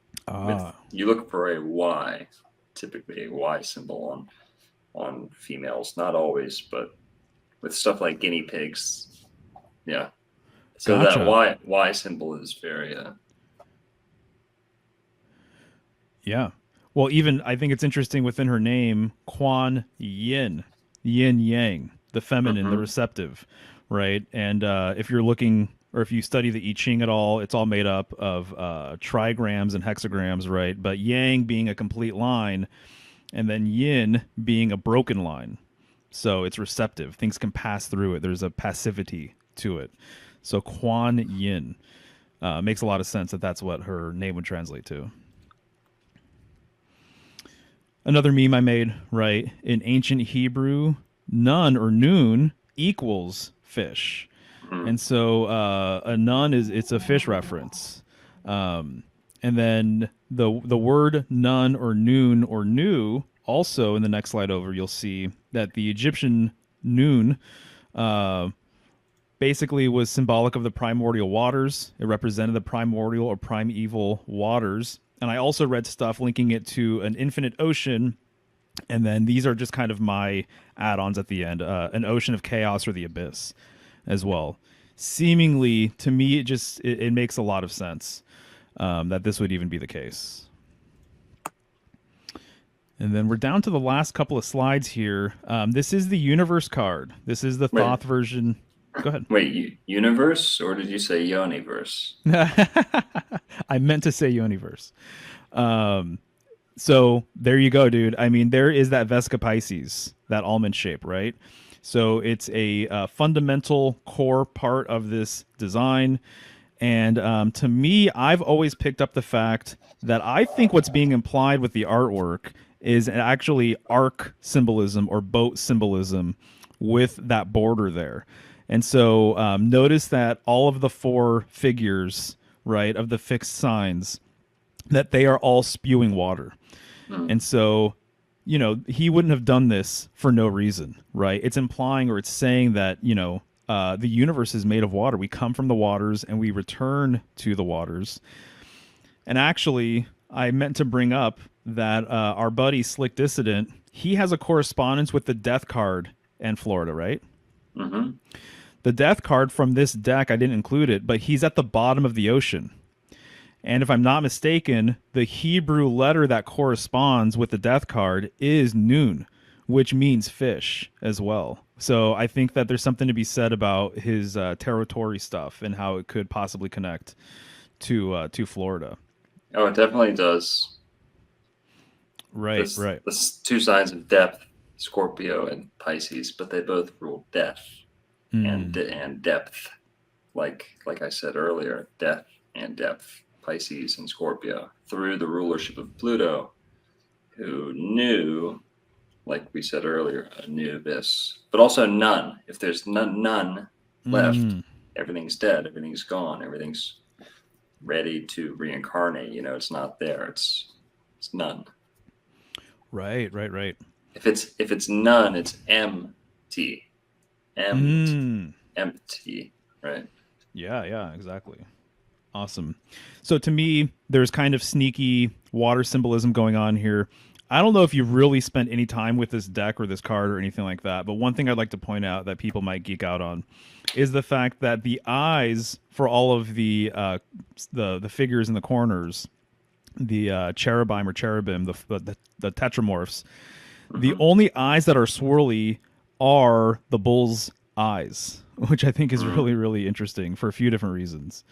And so to me, it's kind of, it's acknowledging the constellation and the 2 eyes that make up the eyes of the bull, the 2 stars, that make up the eyes of the bull, Aldebaran, and then Ain, which I've heard you talk about Aldebaran before.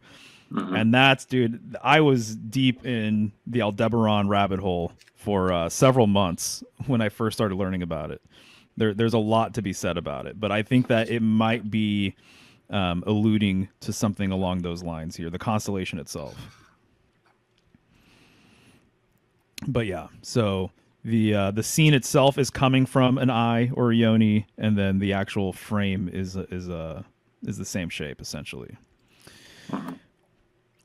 And then this final slide here, I was just looking at imagery, and I didn't include much about dolphins or mermaids or whatever, but we could have gone there. There's stuff to talk about with all of that. And I just came across this mermaid feeding her mermaid baby or whatever. And I just thought it was kind of a beautiful depiction of what I've been trying to say, is that it's both fish symbolism is both feminine and masculine. And hopefully I kind of enlighten some people on why that might be the case and how it's kind of been portrayed that way, you know, just throughout the ages and everything else. So This is just more for fun than anything else here. All right, y'all. It's official. It's the grand finale. It's final, right? Right. Yeah, exactly. Great. Yeah, man. Great presentation, dude.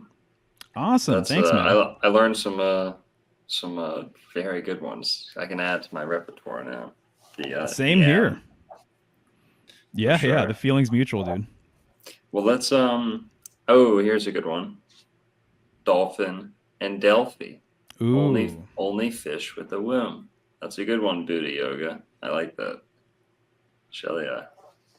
I'm into it. His comments are great, by the way. I don't know anything about him, but over the last handful of months, he's dropped some gems in various chats that I've come across. Shall ya, man? Shout out Booty. Absolutely. Good Booty, buddy. But also, well, that's it. And what else do you want to go? I've got some Florida stuff I want to present. Anything else you want to tie in? You know, I think I got most of it here in the slideshow, but I'm very curious to hear some of your thoughts regarding Pisces in Florida. I don't know if I was on the stream. I don't think so, but I know you have those Florida having these Piscean sort of creations all over the state, right? Right. So Pisces is March is last third of February, first 2/3 of March, and it rules the elderly. It's a sign approaching death, perhaps a sign of death, the end of life, and the last step before the new birth. So Pisces rules the elderly and the old. It rules fish, like we've been talking about. So elderly, fish. Pisces also rules finance because it rules fins. So finance is where we get the word. Sorry, fin is where we get the word finance. Like this is why all money terminology is liquid or water, liquidity. Yeah. Currency, the banks, cash flow, the list goes on and on and on and on.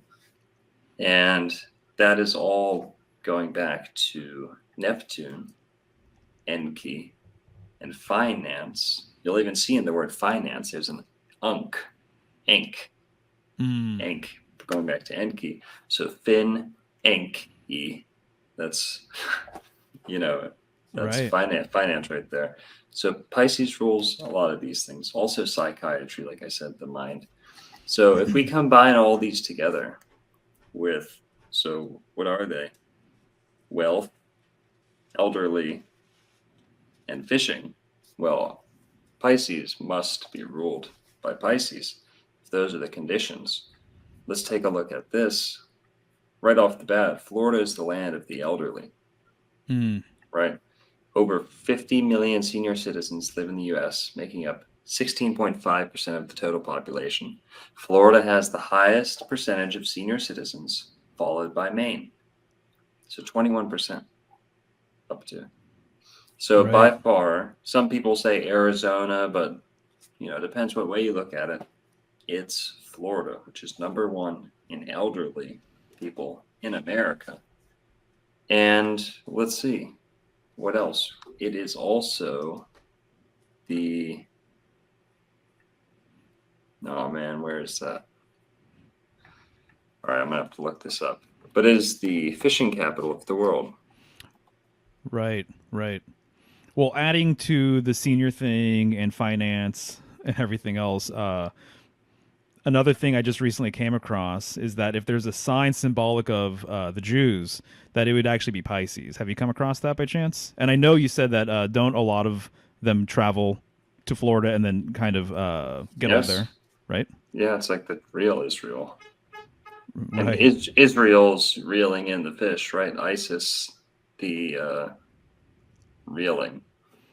Yeah. Right. But here we go.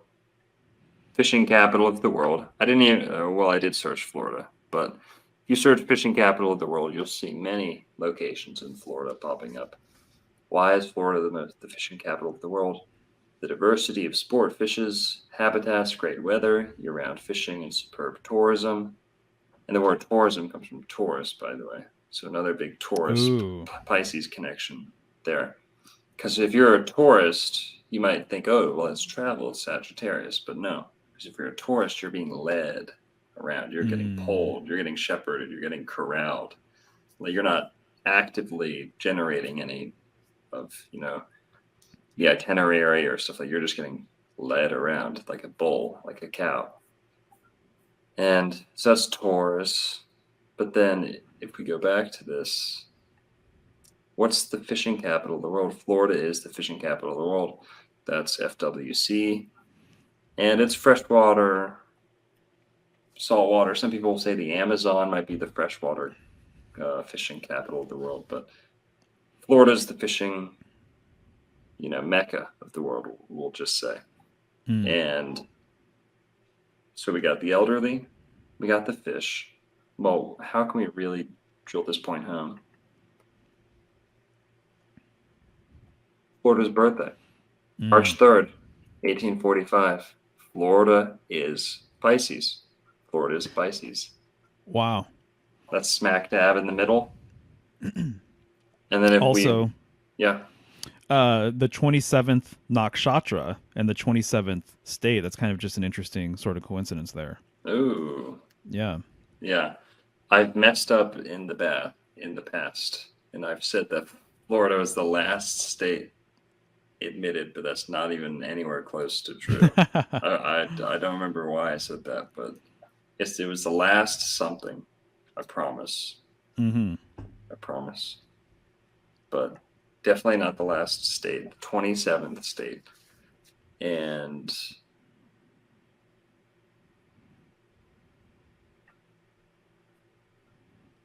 yeah, I mean, you could look at, Flora and Ida. They're these springtime goddesses. So they go back to Pisces as well, and virginity and fertility, things like that. But also, the real kicker with the Pisces and Florida connection, we're showing Pisces is ruled in the modern times, right? Born in Pisces, today it's being used as like this retirement place, fishing capital, finance hub, believe it or not, a lot of finance. So much of South America's finance and telecommunications all run through Miami or Coral Gables, Florida. So did you know that if you're making a phone call from, Chile, and you're calling, let's say, Venezuela, or if you're going east to west in South America, your call might actually be rerouted to Miami and back down. Packages, things like that. That's why they were calling Miami like this global city. Blah, blah, Interesting. Blah. Yeah. Forget why I was saying that, but Pisces, that's the finance. Sorry, I didn't mean to remove you. You're all good. Here we go is the Pisces, all the mounds in Florida. I know a lot of people have heard me say this before. All the mounds in Florida are arranged to the sign of Pisces and Cetus, the constellation right next door. But let's see if I can share this. Like I said, y'all, I'm minus an assistant right now, so forgive me. No, I'm curious to check this out, and I don't know if there's any relationship here, but it's very intriguing that when I was on last time, I brought up the fact that the Notre Dame cathedrals in France are laid out supposedly to mirror Virgo, the Virgo constellation. And I do have a map of it. I've shared it before. I didn't share it last time. But I guess just kind of what are the odds that I presented that about Virgo and then you're presenting this about Pisces? That's kind of curious. Yeah, they're at the same axis, those two. Yeah. Surf and the service. And also survival, like Pisces. You're born again. You die, but you survive. Right. Service.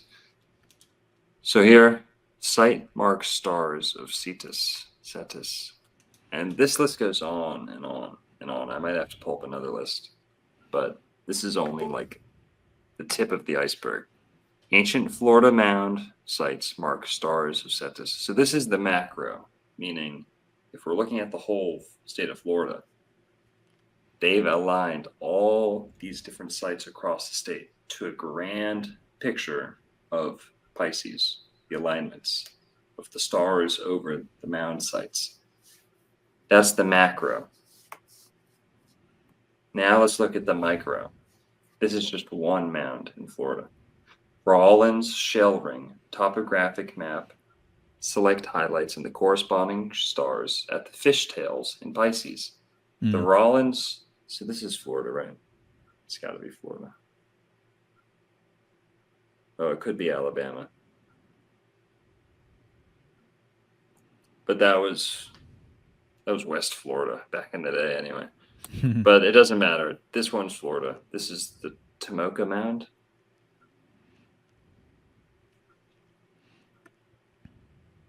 Yeah, this is Florida. So Shields Mound, Grant Mound, a fish hook. This is the hook Pisces, right? Or the hook constellation. And this one shows stars in Pisces as well. There were several reasons why HIP. Okay, well, that goes into a reason why certain stars are left out, but you could spend a lot of time on any of these, but it's a ton. So this is Tomoka, sorry, a different fish hook shaped one. Tomoka mounds in Florida, also representing Pisces. The black squares mark where mounds that correspond to individual stars as marked in the star map below. The middens help shape the fish. Gray area, shell midden, black square, where mound. And they correspond. This is the same guy who cracked the code on the Miami Circle. Andis Collins. Different fishhook. Okay. Grant Mound, a fishhook and weight at Mill Cove Complex near Jacksonville, Florida, mark stars and Pisces. And spend a lot of time on this guy's blog spot, y'all. Ancientworld.blog.blogspot. Ancientworldblog.blogspot.com, something like that. His name is Andis Cowlins or Collins, Kaulins. Andis Collins. So here we got turtle, but still, turtle shape still representing stars of Pisces. Stars of the Turtle Mound and Mount Royal. That's an important one in Florida too, Mount Royal. In the context of other sites in Florida, as marking stars of Pisces. Of other sites in Florida, on the Gulf Coast side, I don't think English is not this guy's first language, I don't think, but he is extremely smart. On the Gulf Coast side of Florida, in the lower half of the Florida Peninsula, the mound and earthwork sites mark stars of Cetus, while in the panhandle of Florida, the Jackson mounds mark Taurus stars left of the head of Cetus. So Taurus, if I open my rulership book by Rex E. Bills, which shows rulerships of, it's like a whole directory, glossary, index, dictionary, whatever, of all the astrological rulerships, going by word, or going by planet, going by astrological sign. It's a tremendous book. Rulership book by Rex E. Bills, really good. In his book, he shows Florida as ruled by two things. Only two signs can rule Pisces. Florida. He says Pisces and Taurus. So this is also where you get your fertile crescent imagery, because Taurus rules the crescent moon. There's another moon connection with Pisces in the tarot card, like you said. Right. But Taurus is the turtle. That's where you get this hard shell. Okay, it's turtle, tortoises. That's Taurus, tortoise. Definitely. And that's why they have the moon. Taurus, the moon exalts in Taurus. That's why you get the lunar cycle on the shell of turtles. Every turtle, Every tortoise in the world has a lunar cycle imprinted on its back. Right, That right. is- And both creatures have been attributed with kind of holding up the world or being the base of the world. The turtle, there's more information about that, the world turtle. But then also, I've come across some really old Islamic drawings with a cow holding up the world, actually, which I think is really interesting. So there's that as well. So yeah, this is all fascinating stuff. This is all new to me, by the way. I saw you talk about it briefly, but Oh, I haven't really? spent too much time on it. Yeah.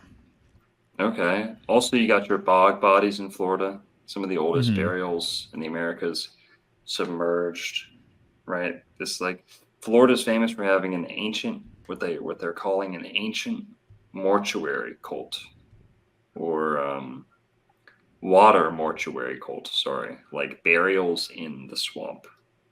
Oh yeah, interesting. I saw that when I was in India, in Varanasi. Hmm. Hundreds and hundreds of people every single day were sent out on the river and were lit on Yes. fire. Were they doing that by with fire by chance? Um, I don't know. I don't think so. Gotcha.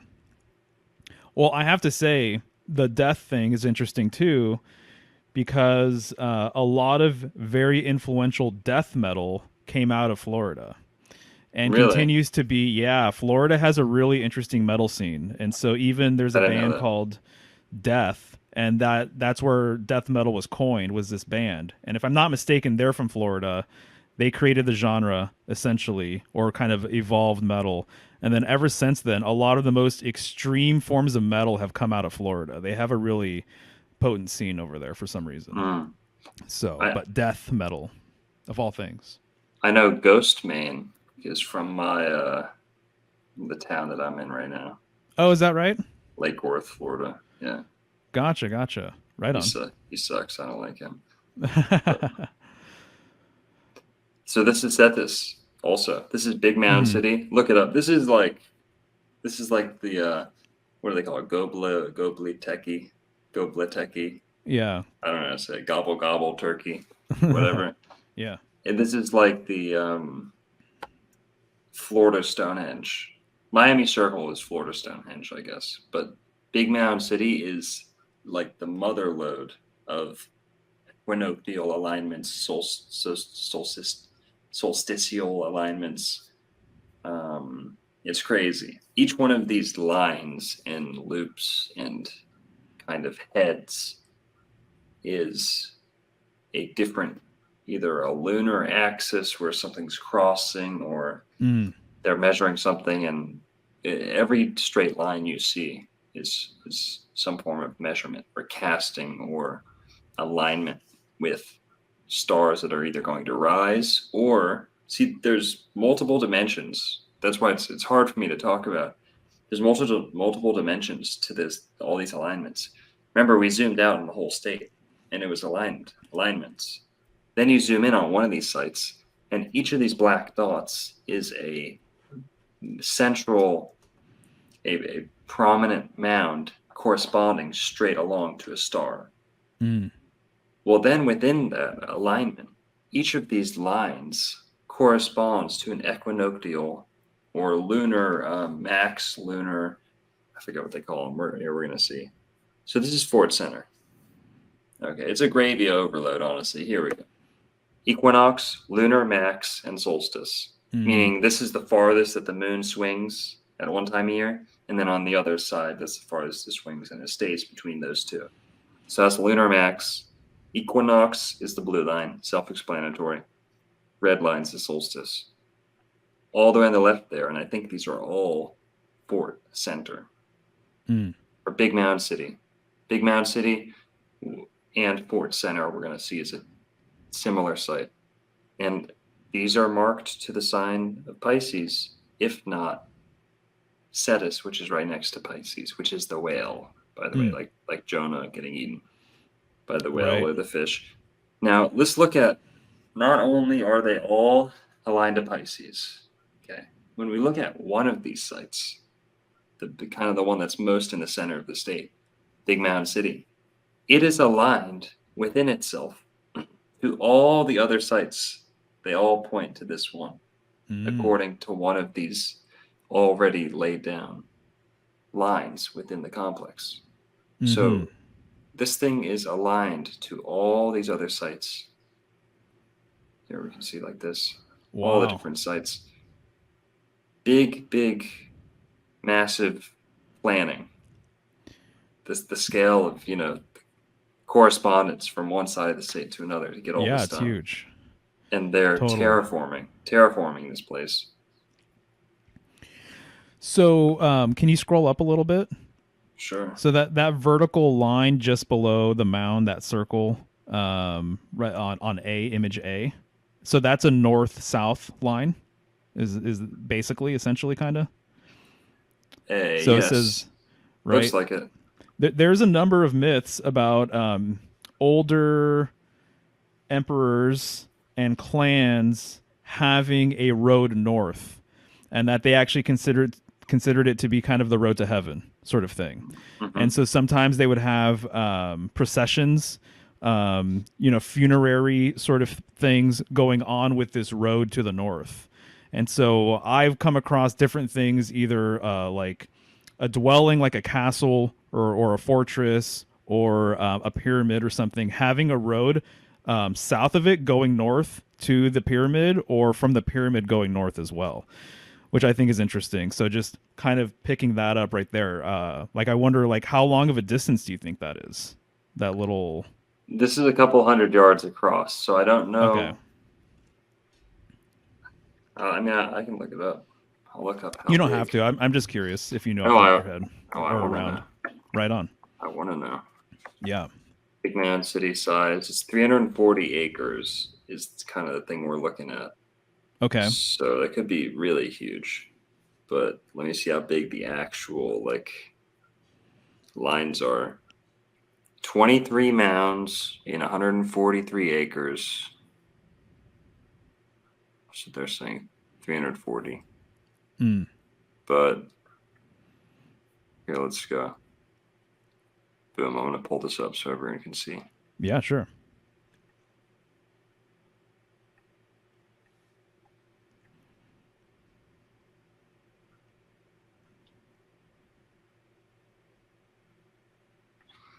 Wait, where is that? Oh, here we go. Boom. Big Mound City. This is not far from me, too. Lake Okeechobee. And Big Mound City is an incredible, elaborate geometric earthwork located about 6 miles east of Lake Okeechobee. The complex possibly served to elevate building foundations above the surrounding ground plane, which flooded 6 months of the year. The mounds and causeways are constructed of a yellow and white sand.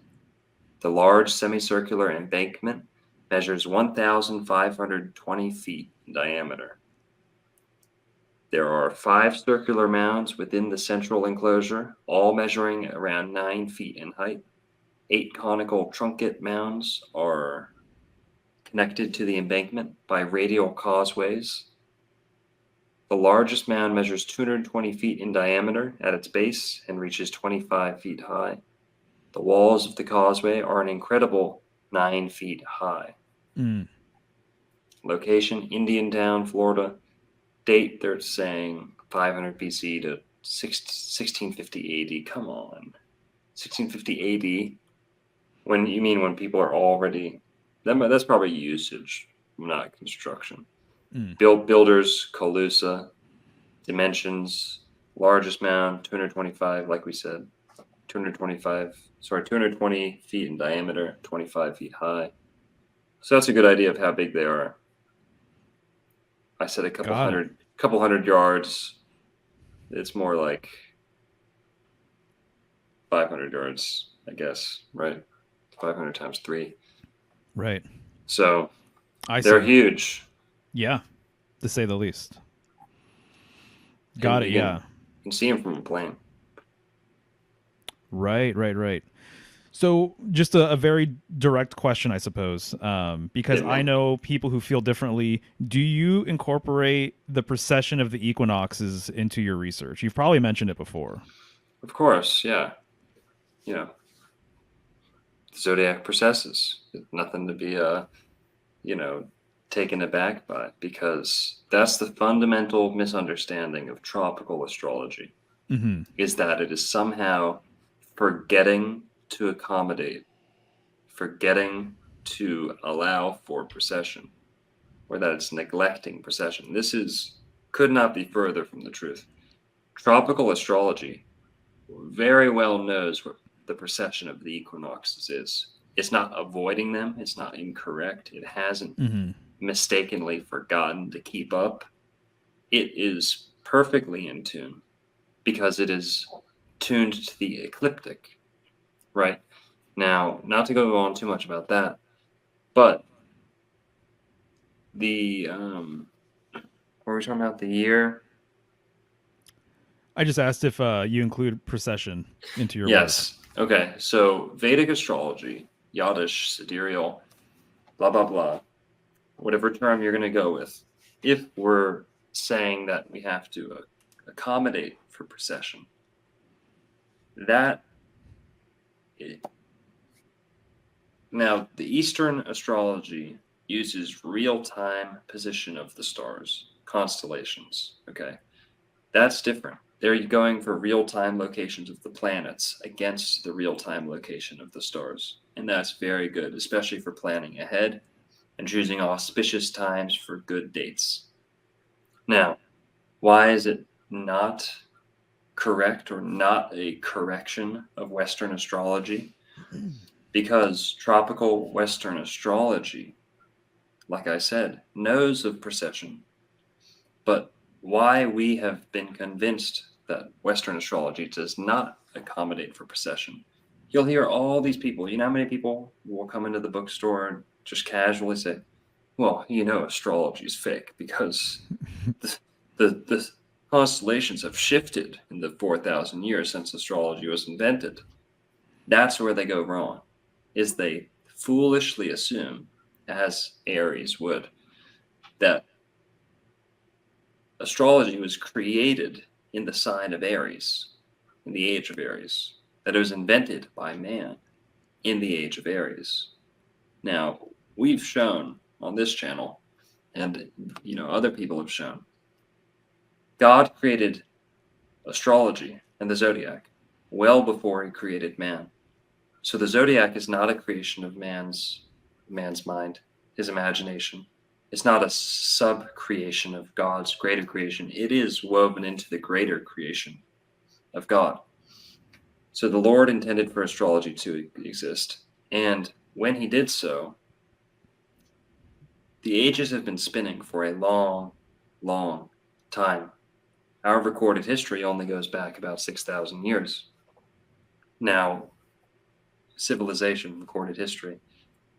Now, we had a syncing up where Aries was on the spring equinox, on the equinoctial, ascension point where the sun rises, the AC, so to speak. So right there, you had Aries syncing up with the spring equinox, which is ruled by Aries. Now, our historians have foolishly assumed, or have been taught, or are purposefully lying, deceiving people, in the idea that astrology was created during this age, in the age of Aries. And that's when they founded it, and they said, okay, spring equinox, Aries. So they just, okay, that constellation rules Aries, and that's where Aries gets its qualities. That's not true. Aries don't get their qualities from the constellation right behind them. Aries get their qualities from the qualities of the spring equinox. It is a time of explosion, life, melting, heat, light. The sun is at its strongest, being reborn, right? Or not reborn, but you could say born, entering his kingdom, entering his domain. And that is where Aries get their feeling, not the stars behind them, because those are moving. But we have to remember, the first house of astrology is ruled by Aries too. But just because Aries is moving, you don't say that the first house loses all of its characteristics. This is how the ages work of the greater cycle in astrology. So that's the only real, I hope I explained that. No, you did. Basically, the precession is necessary to astrology. Western astrology accommodates for it, but we were lucky enough to, in our memorable scope of history, to have been alive, or at least our ancestors to have been alive during one of those syncing ups, where Aries came back to the equinox, and it did so for 2,000 years, and then it passed into Pisces. So now we're pretty much on the cusp of Aquarius, but yes, there's nothing wrong. Sorry, Jyotish astrologers. Sorry, sidereal. Sorry, you don't have a more accurate form. It's all just, and you know, my perception of Eastern astrologers, sidereal, is really just like these feminist, womanly American sidereal astrologers who are just looking for a way to one up the more plentiful, more run of the mill tropical astrologers. I see. And they'll always come into the bookstore or something, and they'll look at our vast astrology section, and they'll always stick their nose up and go, "Where are your sidereal astrology books?" And I say, well, number one, not that many people write them. Not many people have them write them in America. It's not that common in America. It is Western astrology, after all. And but they'll get offended, and then they'll have to come say, "Oh, well, you know, Western astrology is incorrect and is inaccurate because it's." So that's what I'm dealing with. That's why I'm a little salty about No, dude, it's all good. The reason why I ask is because at this point, I've put out a handful of presentations and videos about the northern sky, the North Star, this and that. And so people, you're well aware, when you put information out, people are going to respond and add, more things to the conversation, whatever. Mm-hmm. And so as I've kind of gone down that trajectory with the polar tradition and all of that stuff, I have come across a few people who swear up and down that our current pole star is and always will be the same, and that Polaris has never changed, but under precession, the pole star does change. And so it was once a star of Draco, and then Lyra as well. And so there's charts that you can find out, and it's just like the last handful of pole stars or whatever. So that's why I ask, just to see where your head's at with everything. And I haven't committed myself either which way. I was kind of surprised when people started mentioning that. And so just wanted to see what's up from your perspective. Yeah, I tend to side with the fact that Polaris is always our pole star. Oh, okay. Regardless of precession. Oh. That's my position. The Bach saga also, that's not where I got that from, but is a strong reinforcement for me in that idea that the Polaris is always the pole star. Interesting. Okay, gotcha. Right. Well, thank you for filling me in. I actually, if you don't mind, I have a couple of other questions I've been wanting to ask you if you got the time. Go for it, man, for sure. Sweet. Okay, so. Well, here, I did have one last thing. Please. Whatever you got. Only since it's on the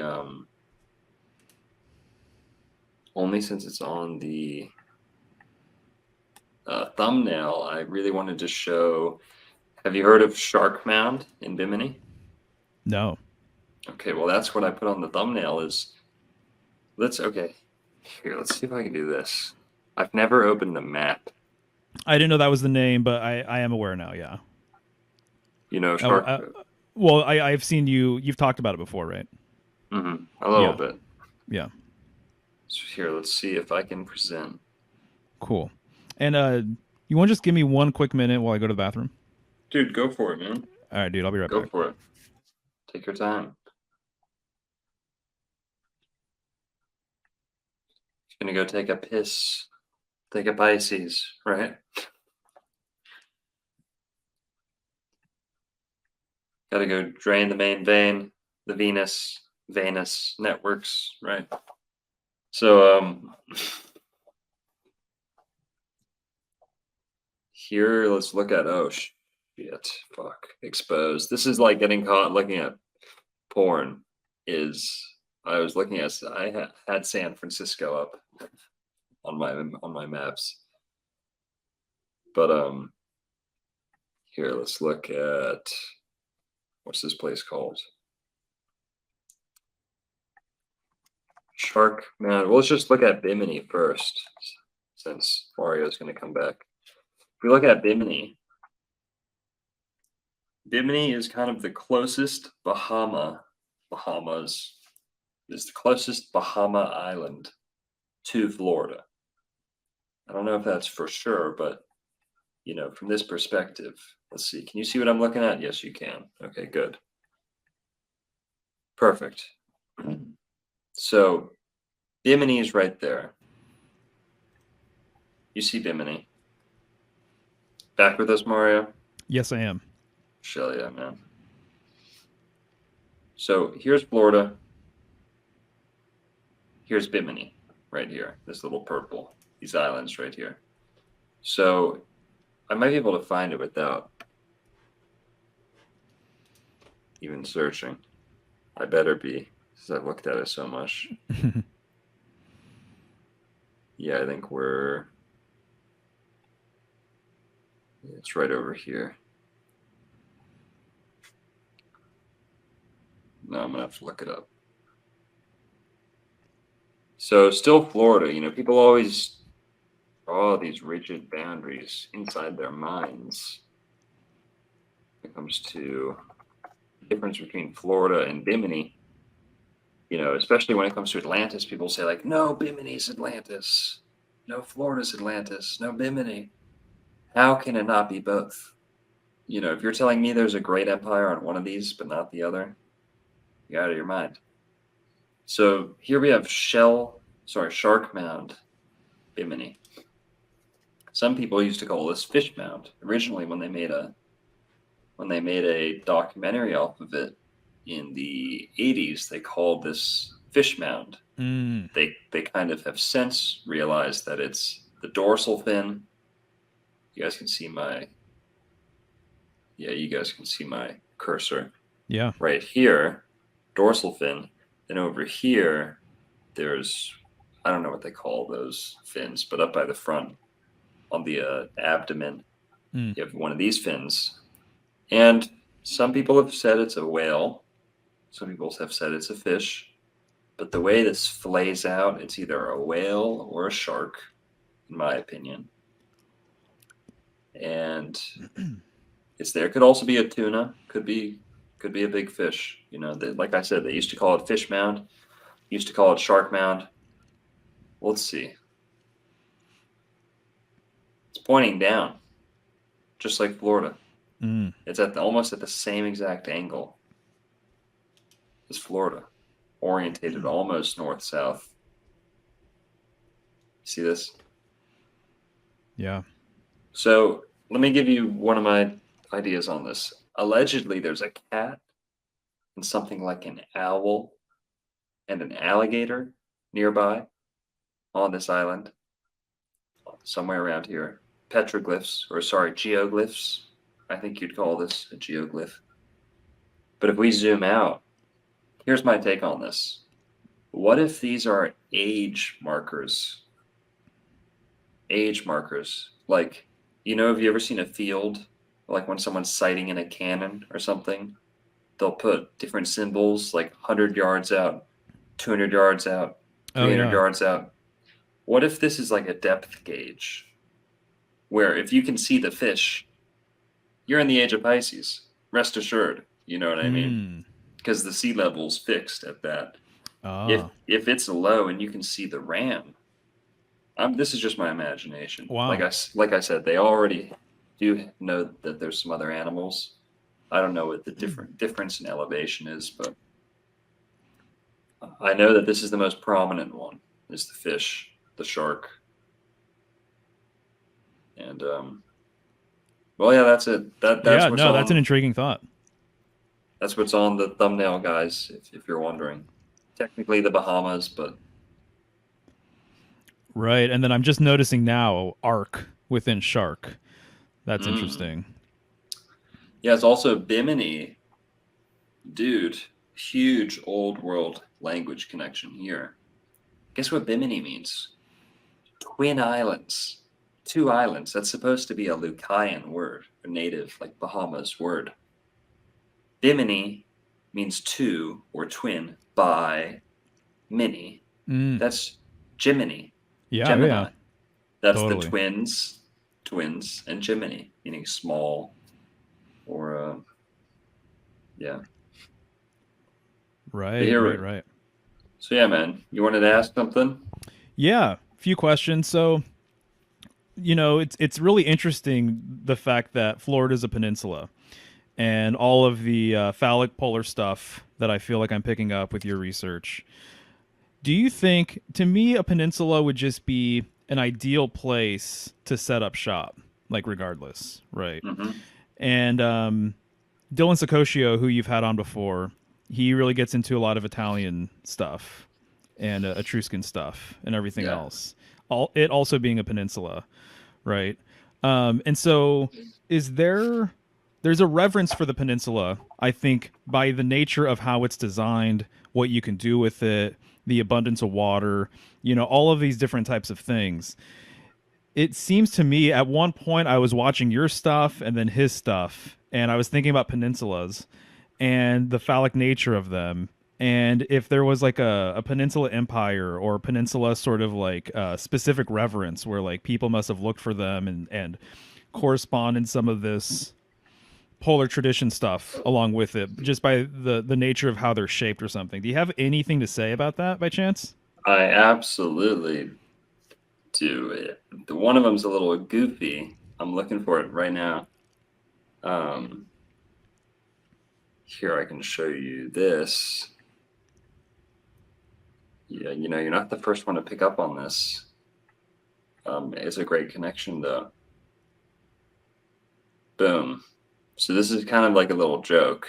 It's like very meme worthy. But don't you always find like the deepest truths are hidden away in jokes, right? Yeah. So while we're staring at this, I'm going to try and find the video that's pretty hilarious. Mm-hmm. I'll be honest. That links Florida, Italy like this. And it's a boot. Feet. Pisces. Yes, right. Yeah. I think I've said that once or twice Okay. before. It's also Key West goes out. It's not as big as Sicily, but Key West goes out to the west. Right. The ski. Yeah, no, it makes a ton of sense. And that's something I've been wanting to talk to you guys about for a little while. Yeah, I'm trying to find this video. Sorry, in my files. No, it's all good. Take your time, man. It's real good video if we could play it.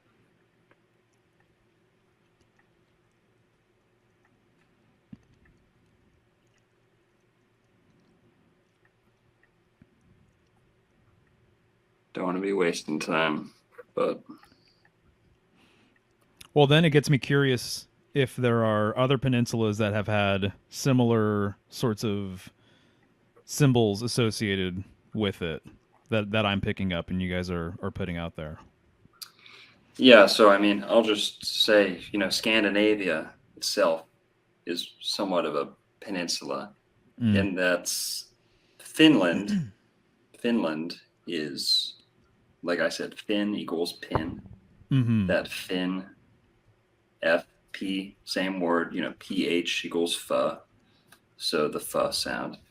And the Finland, this little peninsula coming down. Also within that, if you look at Denmark, another peninsula, another, naval, Exactly. naval epicenter. Yeah. And yeah, so the naval advantage is obvious, but also with the word naval, like you touched on earlier, is fertility and life and energy. And It's the sacral chakra. So that which is sacred, secrets, sacraments, sacrilegious, secretaries. Right. Yeah, good stuff, dude. And also, Well, people are saying peninsula or peninsula, like your nun connection earlier. right, totally. And even I brought up Nuit or Noon, Nu, and she is the goddess that is bending over, and her body makes up the night sky, right? And I've seen one in ancient Egypt, and so generally she's holding, I believe her hands meet the hands of Geb, and then their feet meet as well. So it's like the earth and then the dome of heaven, if you will, the vault of heaven. And I've seen one variation of this illustration or relief where Geb actually has a huge erection, and it's pretty much pointing right at her navel. And so the navel being, the northern sky, the top of the dome, if you want to put it that way, symbolically. So, but yeah. So that was one question here. Are you still looking up the video by chance? I'm trying to find it desperately. Here we go. Yeah, no worries. Boom! I got us. We're Awesome. in. I had to go through TikTok, y'all. Thought I had it downloaded.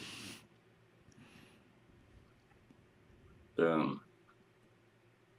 Come on, man.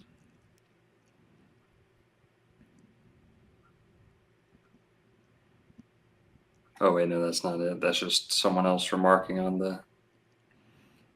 But yeah, they replaced Florida with Italy.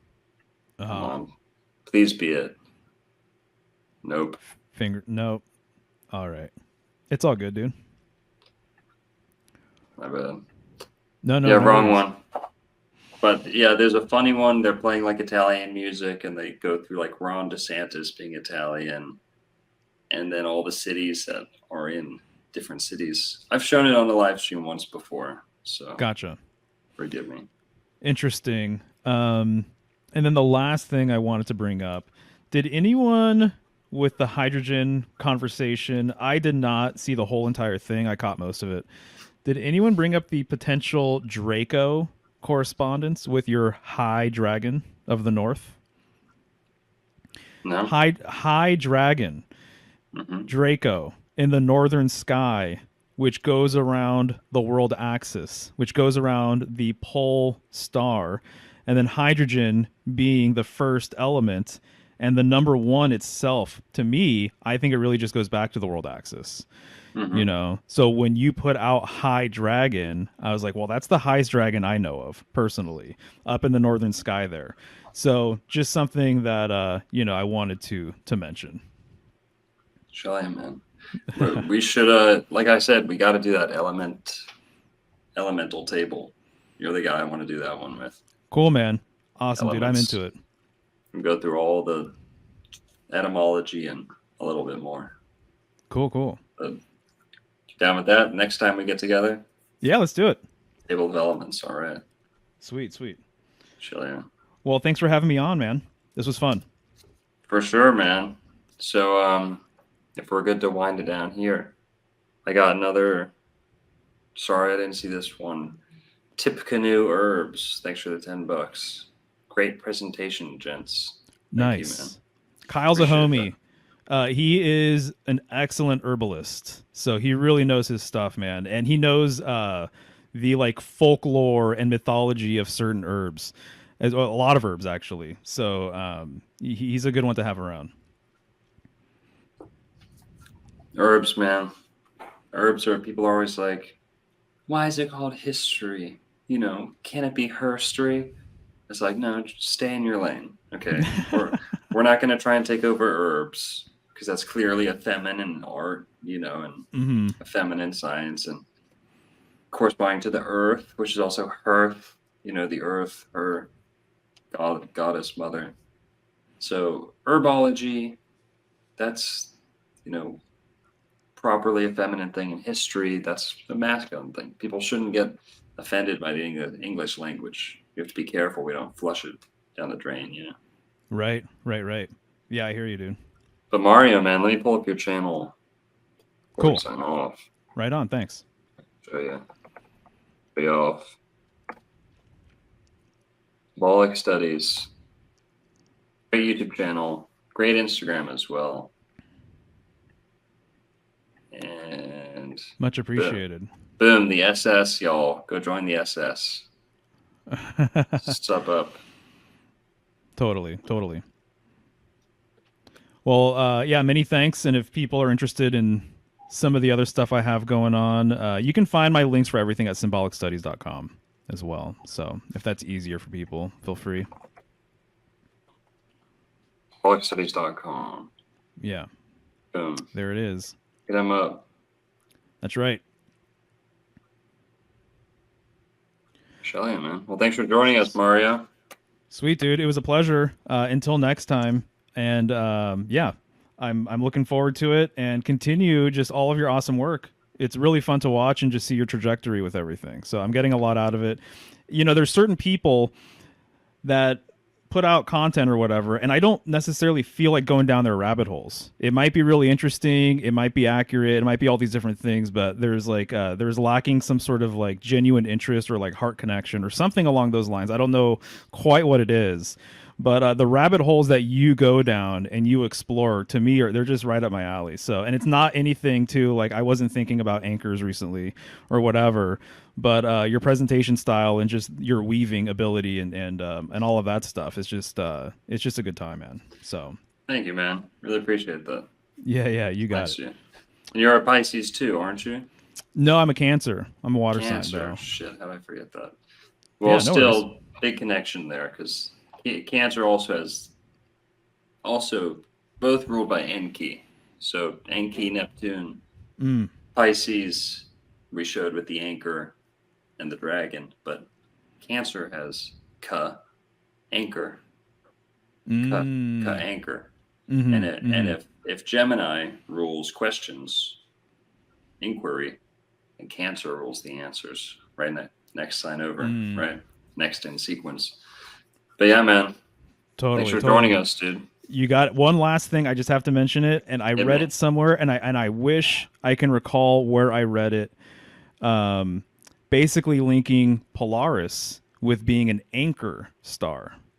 So maybe I can kind of trace my tracks, retrace my tracks, and dig up that bit of info, because to me it does make sense. It kind of symbolically relates to an anchor, you know, in so many different ways. So just wanted to put that out there. When you're talking about anchors, I thought of the anchor star, but for the life of me, I can't find that resource. Well, it's lineage, reeling, Israel, reality, lineage, the anchor, and Totally. yeah, a lot of it. Ancestor, ancient. It's Enki. Yeah. Gotcha, man. The Awesome, pole, dude. fishing pole. Like, Yeah. Exactly. All right, man. Well, enjoy the rest of your night. peace, dude. You as All well. right. Good night. See ya. Bye.